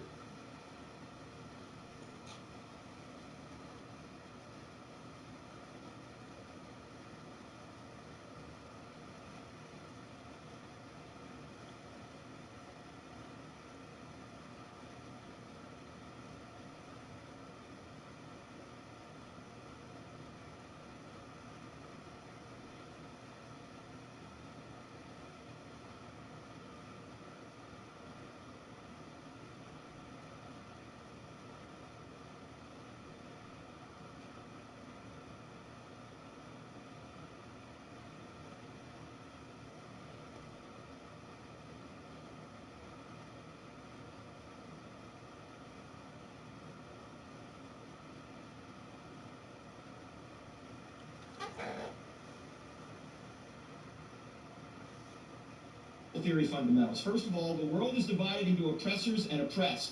Oppressors impose their values on oppressed groups, those groups we just saw. Number 2, group identity trumps individual identity. Number 3, our moral duty is to free the oppressed, and the ends justify the means. Ethan? You see, we'll use violence because the ends justify the means. Now, I know some of you are sensitive about politics in here. I get that. But you know, in a world like this, everything becomes political. Everything is a political power play. You can't avoid it. Experience trumps reason, and oppressors hide their expression or their oppression with reason. In other words, you can't use reason. You can only use stories and experience. All the people on the left we had up here, just listen to their stories. And if you try and use reason to say, okay, maybe your experience, but not the experience of everybody, you're going to be labeled an oppressor. And you're trying to use reason to oppress people. And I'll quote one critical theorist on this, just so you can see I'm not making this up here. The idea that objectivity is best reached only through a rational thought, is specifically Western and masculine way of thinking. One that we will challenge throughout this book. How are they going to challenge that? By allegedly using reason, right? Yeah. This is a reason right here, right? Now, it's a bad reason, but they're trying to use reason. They're saying there's no objectivity, and they're absolutely sure that their statement that there is no objectivity is objectively true. You see that? This goes back to what we talked about earlier about self-defeating statements. Like when people say there's no truth, you're going to say, is that true, right? But they're not going to use reason. You guys know who Thomas Sowell is? Okay, Thomas Sowell is a brilliant economist. He actually was born in Gastonia, not far from Charlotte where I live, but then when he was 8 years old, I think both his parents died, he moved in with his aunt and uncle in Harlem. And he grew up in Harlem back in the 30s. Yeah, listen to a lot of Thomas Sowell too. Don't agree. Yeah, he's a black dude, but I don't agree with everything he says. A professor at places like Cornell, Stanford, University of Chicago, UCLA. And if you go to his YouTube channel, you'll get more wisdom in watching 1 minute of that than watching 60 minutes of anybody else. Okay? Now here is what Thomas Sowell has said about this abuse of reason or misuse of reason, not talking about critical theory directly, but I like what he says here. Here's what he says. One of the painful signs of years of dumbed-down education is how many people are unable to make a coherent argument. They vent their emotions. They can vent their emotions, question other people's motives, make bold assertions, repeat slogans, anything except reason. You ever notice that? People have slogans. You're oppressing me. Social justice. Bigot. This isn't these are just personal attacks.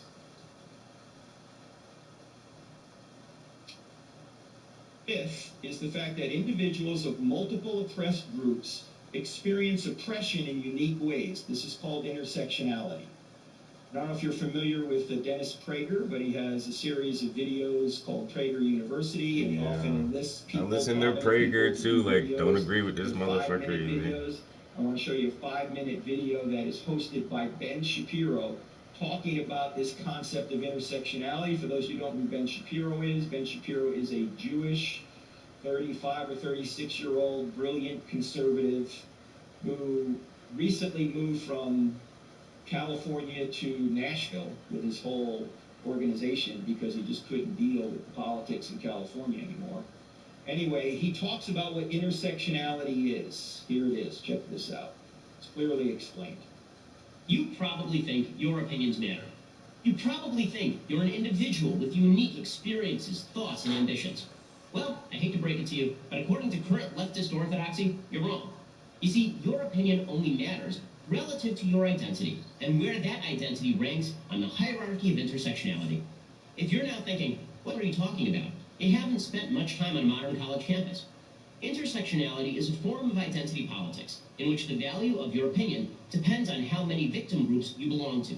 At the bottom of the totem pole is the person everybody loves to hate, the straight white male. And who's at the top? Well, it's very hard to say because new groups claim victim status all the time. No one can keep track.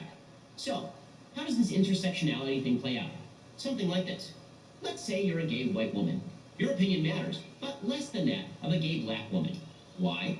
Because while all women are oppressed by the patriarchy, and all gays are oppressed by the heterosexual majority, blacks have a victim status that whites obviously don't.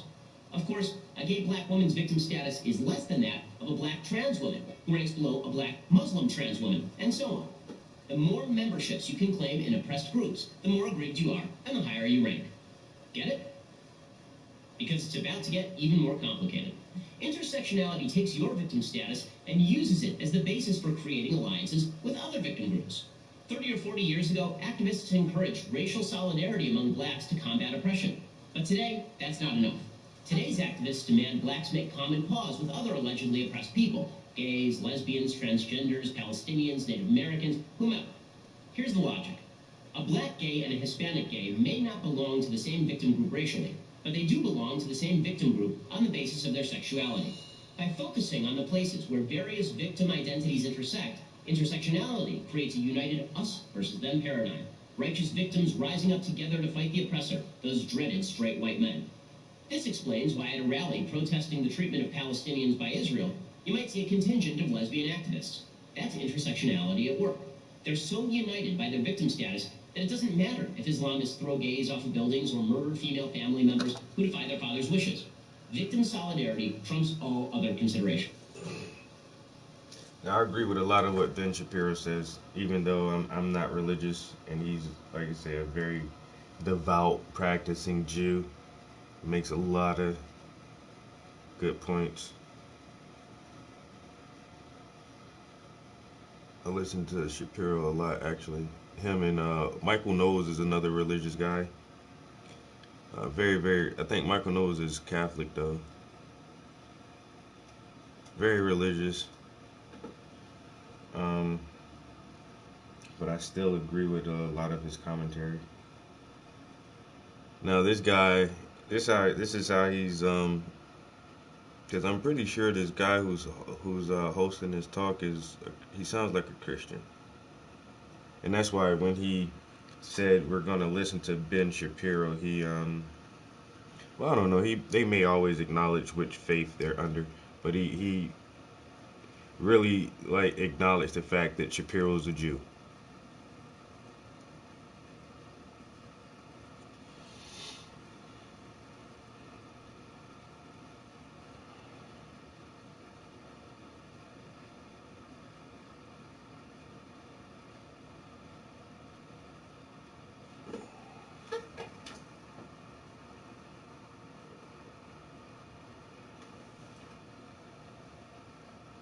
And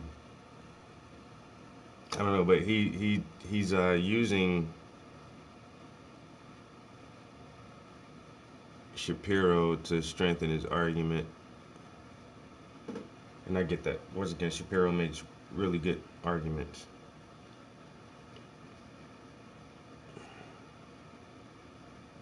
And then at the same time, I don't always agree with him.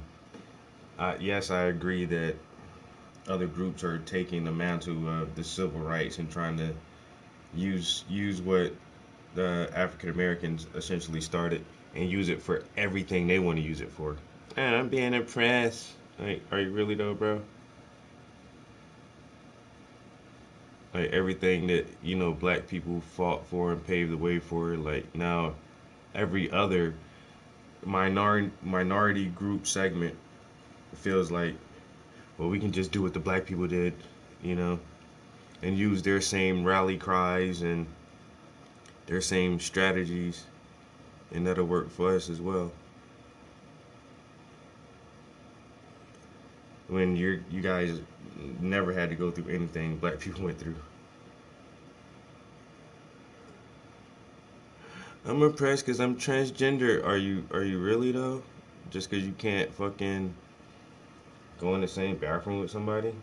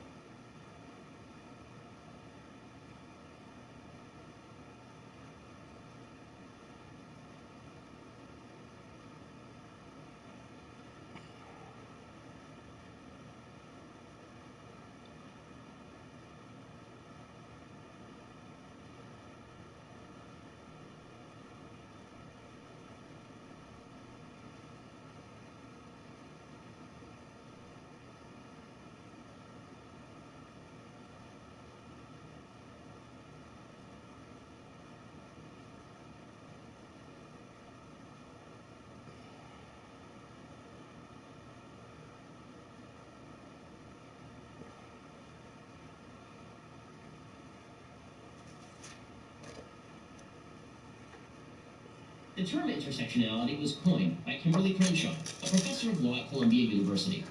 She explains that intersectionality was my attempt to make feminism, anti-racist activism, and anti-discrimination law do what I thought they should: highlight the multiple avenues through which racial and gender oppression were experienced. To Crenshaw, America is a terrible place, full of victim groups, each with their particular set of grievances. Why shouldn't these victim groups get together and form a political coalition, unified by the belief that the majority society has harmed them? That some professor tucked away in an ivory tower would come up with this nonsense is not surprising. What is surprising and disturbing is that so many people actually go along with it. America is the most open, least racist nation on the planet. Crenshaw is free to spin her nonsensical theories and get paid well for it, should offer adequate proof of that. And since when do you have to live someone's experience in order to understand them? You don't have to live as a slave in order to understand that slavery is cruel and wrong. You don't have to live as a woman in order to recognize the evil of rape. Finally, and most important, intersectionality promotes the biggest hoax of all, that we aren't individuals who are to be judged on the basis of how we act, but are merely members of groups to be judged on the basis of our group identity. In other words, You and I, as individuals with our unique experiences, thoughts, and ambitions, count for nothing. Our racial and sexual identity count for everything. It's hard to imagine an idea less likely to produce a free and equal America than that. But what do I know? I'm just a straight white male. I'm Ben Shapiro for Prager University. There's a reason PragerU videos have hundreds of millions of views. They're informative, the people who are talking are always interesting, except for me. All the animation is fantastic. And most of all, you can send it around to all your friends, and they actually know more than they did before you sent it. You should definitely consider giving some money to PragerU.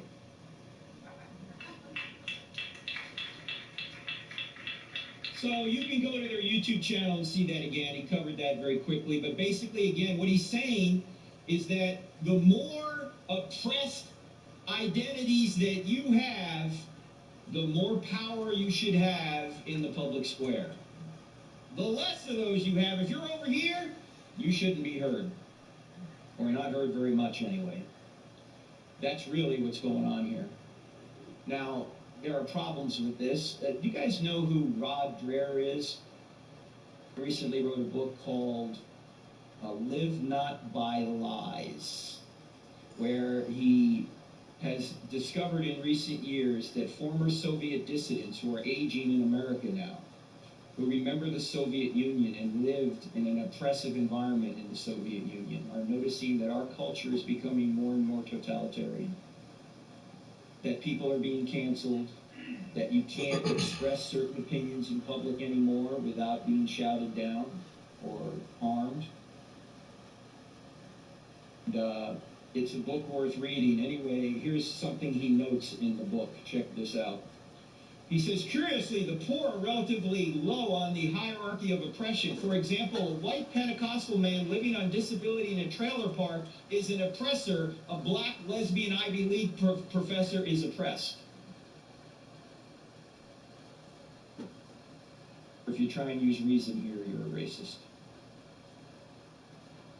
according to this theory. So how does it line up with biblical Christianity? Let's look at the true aspects of critical theory, because there are many things about it that are true. For example, people are born into unequal circumstances. That's always been the case. And people wind up in different places in life for a variety of reasons. It exists and it's evil. And it's existed in this country and every country. And as Christians, we ought to fight against it. Oppression is often institutionalized in laws, practices, and cultural values. That's true. Those not oppressed sometimes don't recognize oppression. I don't know what it's like to grow up as a black man. I don't.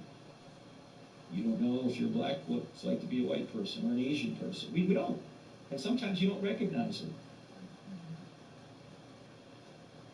Mine, who's a pastor down in Charlotte, former NFL player, and he's black, and he says, I get pulled over a lot.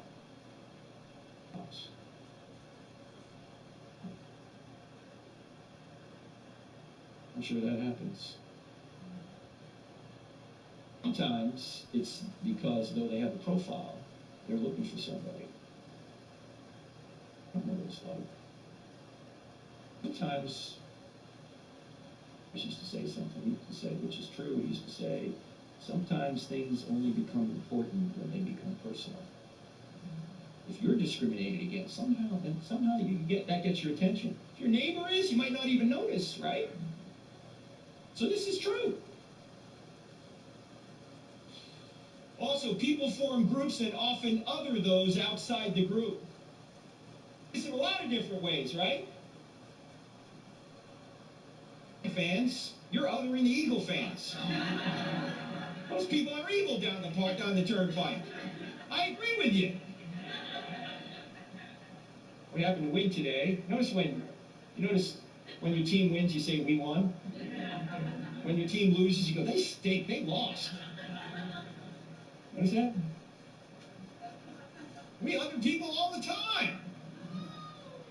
Now think about phrases that have been used throughout time, but certainly in the last century. These kind of phrases. Othering people. The Jews. The Muslims. Protestants, the Catholics, the liberals, the conservatives, the gays, the vaccinated, the unvaccinated.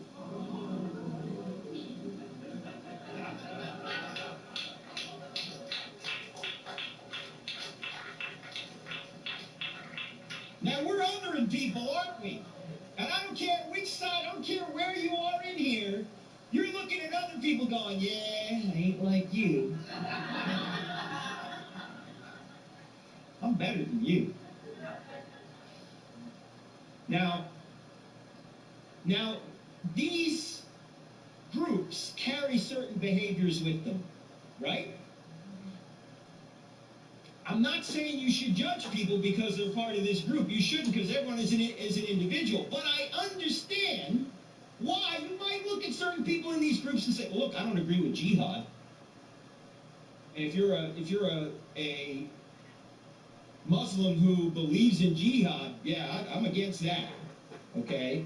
So I understand that you might disagree with people, but you should still treat everybody like they're made in the image of God because they are. And you don't know why somebody's a Muslim. You don't know why somebody's a Protestant or a Catholic or a liberal or whatever. You don't know why. You don't know them. Now here's another list of people that we other too. The rich, the poor, the blacks, the whites, the Asians, the Indians. Can't say that anymore. The Native Americans. The Irish, the Italians, the foreigners, whatever. None of these categories have anything to do with behavior. There's no necessary behavior that the rich, the poor, the blacks, the whites, the Asians, etc., because they are in those groups. So why would you judge anybody in these groups? Judge them. You might say, well, they have certain cultural tendencies. Yeah, but that doesn't mean that the person who is a white person is first of those cultural tendencies you don't agree with, or a black person or an Asian or whatever. You don't know that. You know, if somebody's a Muslim, they agree on certain things about Islam. Or if they're a liberal, they might agree with certain things, or a conservative, or gay, or vaccinated, or unvaccinated. They may, okay, fine. But there's no behavior associated with these. And yet we other people on them, don't we? Why do we do that? Because we're evil.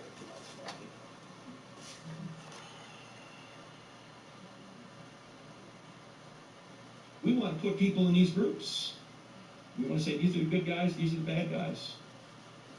I was in Myrtle Beach last weekend speaking at a conference, and Bishop E. Jackson was there. And if you ever hear Bishop E.W. Jackson, you go, I want to hear this guy again. And right in the middle of his speech, he said this. He said, we don't have a skin problem, we have a sin problem. That's really the issue. What does your skin have to do with your behavior? Zip! Zero! Nothing. You might can better than other people, but right? Nothing to do with your behavior. So why are you judging people based on their behavior? And why are you trying to tell kids that you ought to judge people based on not their behavior, but the group they're in? Now, I don't normally go to The View for my political opinions. This guy's pulling up a lot of other shit, but I can't even hardly finish. You're showing View clips and Ben Shapiro clips, man. Come on, man.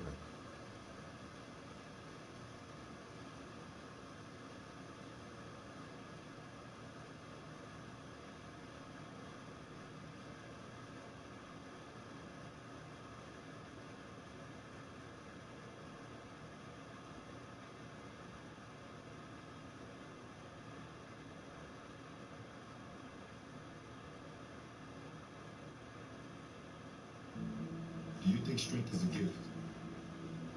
It's not. Everything you've seen me do was made possible by what you do.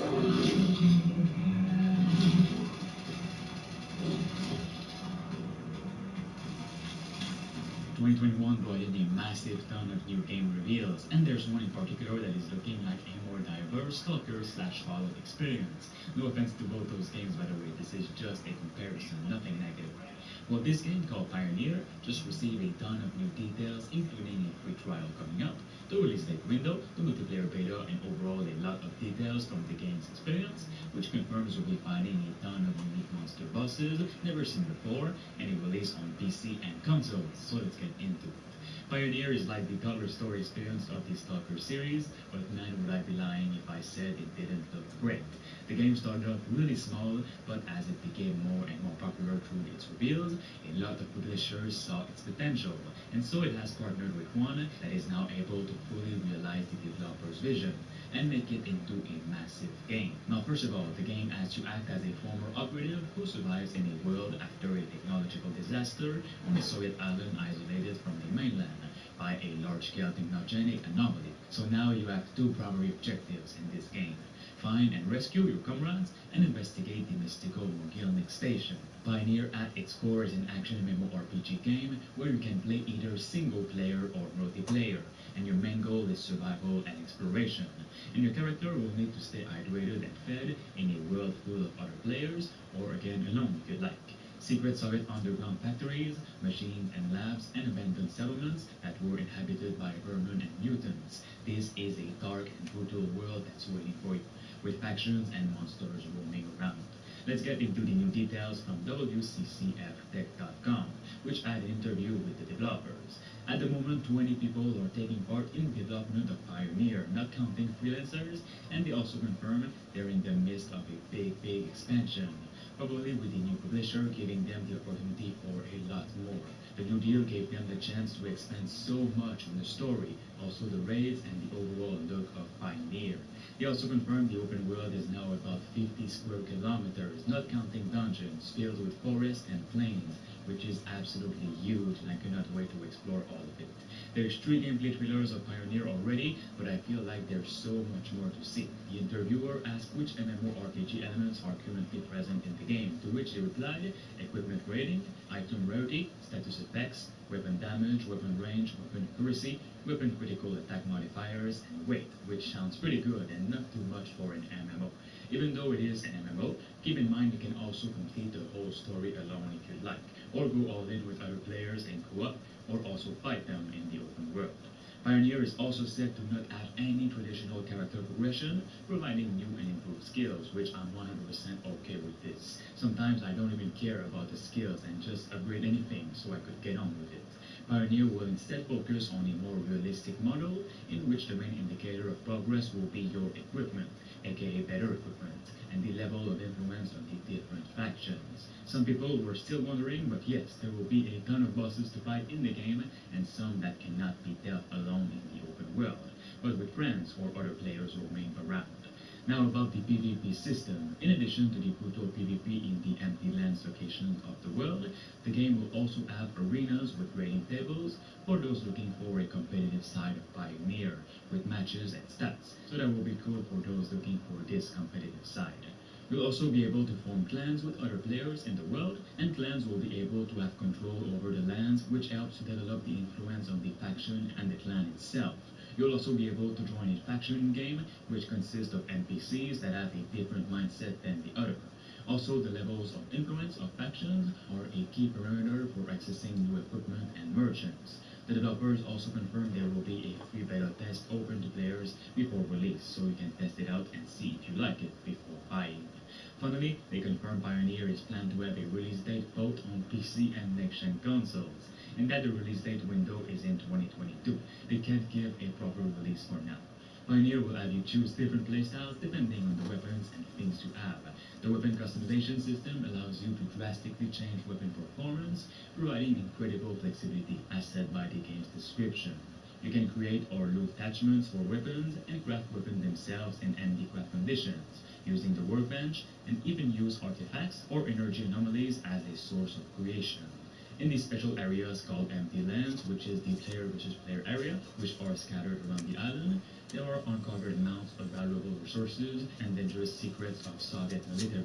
And there you will be able to fight against deadly creatures with other survivors or against them to find unique and valuable gear.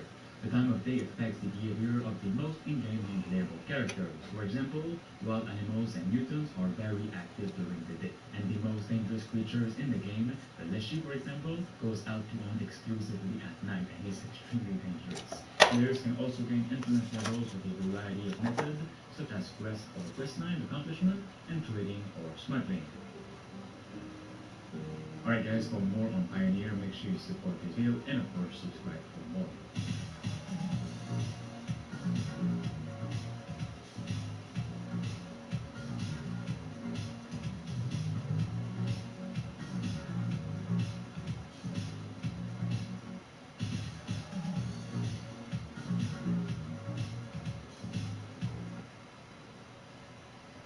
Squarespace is a one-stop shop that helps me set up my online store easily. I was able to launch my business with confidence.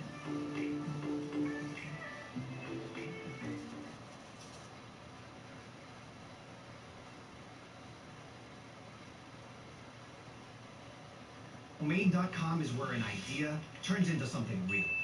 Where a spark of inspiration becomes your website, your brand, your next big thing. So what are you waiting for?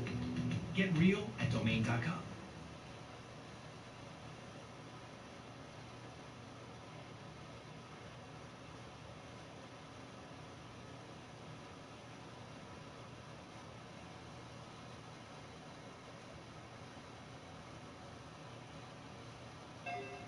'22 looks to be a much stronger year overall for game releases. So today, like every year, we're breaking it down in two parts. Here are 10 or so games releasing in the first half of 2022 that we're really looking forward to. Starting off with number 10, Tiny Tina's Wonderland. We've talked about this one already quite a bit since it was just announced a few months ago. Essentially what this is a big blowout of previous Borderlands DLC that played with this whole concept of Tiny Tina, the zany side character, doing her own kind of fantasy adventure tabletop game. So here what you have is a new Borderlands game set in a completely different environment with a kind of medieval, weird, mystical fantasy vibe to it. The weapon types seem totally different, the enemies seem totally different, just the overall flow and loop of the game, and the map seems to be different and more fantasy RPG focused, and it already looks like it's going to be fun. If you're a Borderlands fan, you're probably digging what you're seeing. If you're not a Borderlands fan, the humor might still rub you the wrong way, but props to them for doing something different here.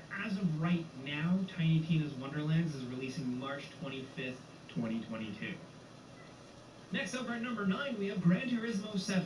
Yes, Polyphony Digital is working on another one. It's been quite some time, they very much take their time, but it looks like Gran Turismo 7 is continuing the trend of just really upping all the stakes. More cars, crazier graphics, more options, more details overall, more fine-tuning, and we love to see it. Honestly, we're always excited when a PlayStation console gets graced with one of these really awesome games. These are, if you haven't played them, more hardcore simulation focused, so don't expect a lot of personality and fun and doing crazy jumps. No, this is like hardcore realism, real car stuff. So while there is a world for arcade racers, we have a blast with stuff like Forza Horizon and all that. The Gran Turismo series takes things a bit more seriously, so if you're a hardcore car enthusiast, hopefully you'll be happy with this one. So far, it's looked pretty good. As much as some of the updates sound like small things, it could just make for a really good, fun, gorgeous car game. And you know what? That's all we're really looking for. That's releasing, as of right now, March 4th, 2022.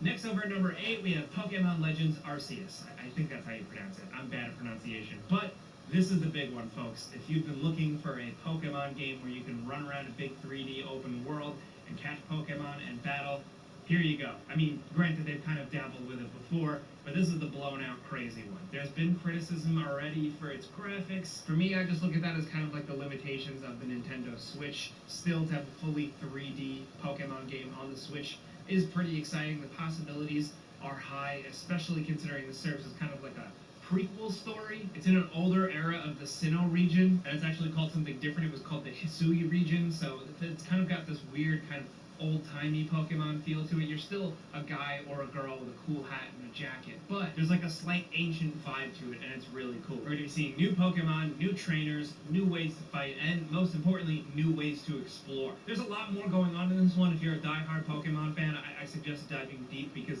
Some of the info we do have is pretty cool for how it shakes up the formula, other than just, it's 3D. But thankfully, we won't have to wait too long to really see how it is. As of right now, it's releasing January 28th, 2022. Next over at number 7, we have Sons of the Forest. This is the long-awaited follow-up to The Forest, which was a survival game with some really hardcore horror elements to it and just some good stuff. Sons of the Forest, interestingly enough, is hotly anticipated by Forest fans, but we don't know too much about it. It does look to be like a kind of new spin on what the original set up. You're once again stranded, you're using items, you're building shelter, and you're defending yourself from really creepy forest creatures. I actually like that they haven't shown off this game too much. I prefer the kind of less is more style, especially for a game where you might already be like, yeah, I'll check that out regardless. Because they've been so dark for so long and so quiet, I'm hoping that they took the money from the original game and really went hard here and are going to give us something absolutely amazing. You know, that's, of course, just me armchair speculating, but there's some cool potential. And we'll find out if that release date holds, because right now it's set for May 20th, 2022. Now, next over at number 6, we have Sifu. This is my personal most anticipated pick, just because of how cool it looks. I love games like this, especially from developer Slow Clap. These are the people behind Absolver, which is a pretty intense game with a hand-to-hand fighting system and a lot of challenge. This seemingly takes that gameplay framework, that combat system, and applies it to a different real style of game. There seems to be this mechanic where every time you die, you come back older, but just what they have going on here with the fight scenes, the way you can grapple and counter and fight enemies and use objects in the environment or use the environment itself to win seems so satisfying. If you played Absolver, you know that combat system absolutely hits. Even if the rest of the game was just kind of like that combat system is top tier. So for them to use that again and hopefully expand on it makes me just absolutely bet on this game.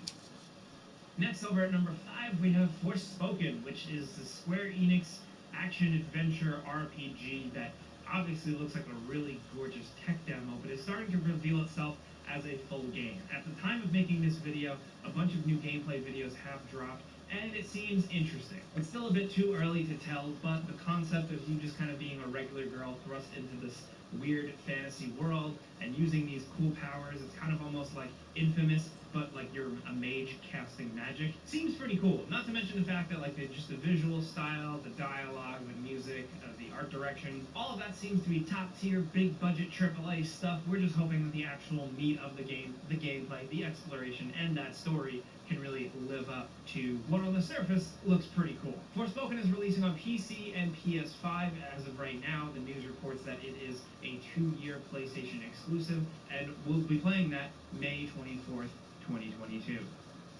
Next over at number 4, we have Stalker 2, Heart of Chernobyl.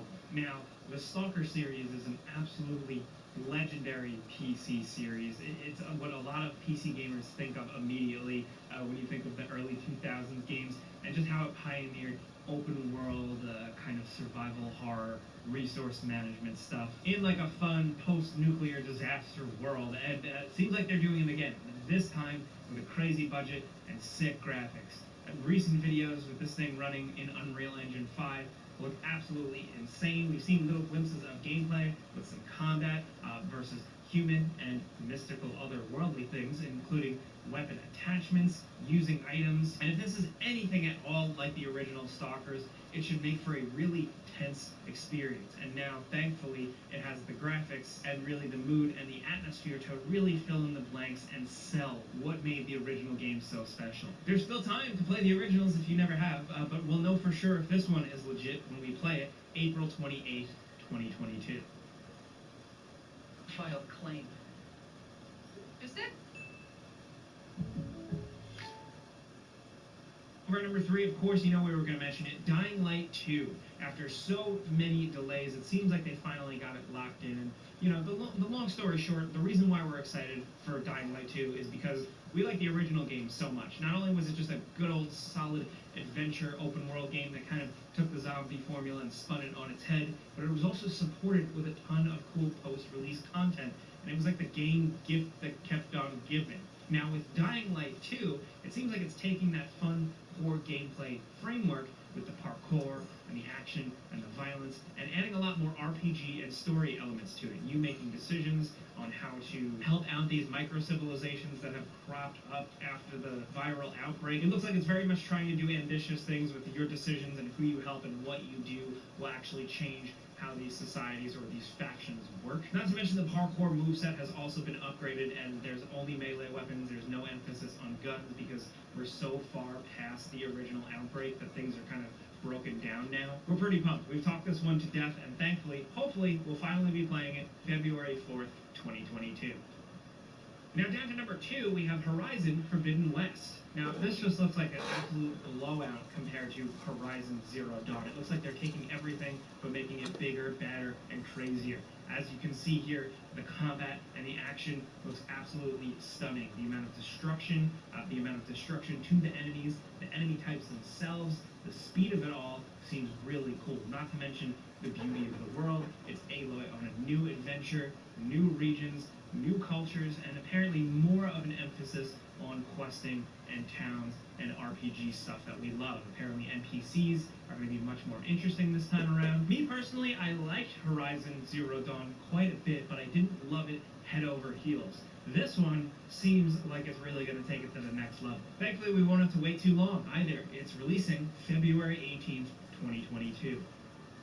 Now, finally, at number 1, of course, it's Elden Ring. What more can you say about this long-anticipated game from Software, the people behind Demon Souls, Dark Souls, Bloodborne, Sekiro? This is their next big thing, and it's very much taking this Soulsborne formula and framework and putting it in an open-world setting. And from what we've seen so far, it doesn't look like they're half-assing it. It doesn't just look like Dark Souls, but in an open world. The way they've talked about how they're designing the bosses and how the flow works from the open world into dungeons seems to be pretty creative and also freeform, giving you a lot of choice. There's a jump button now, which is insane and really changes things up. The summons look cool. Everything about this game looks cool. If you're a fan of these games, if you're a fan of From Software, there's really, I can't say anything. There's nothing that you don't already know, or there's nothing else to get you excited. You either know or you don't know. You're in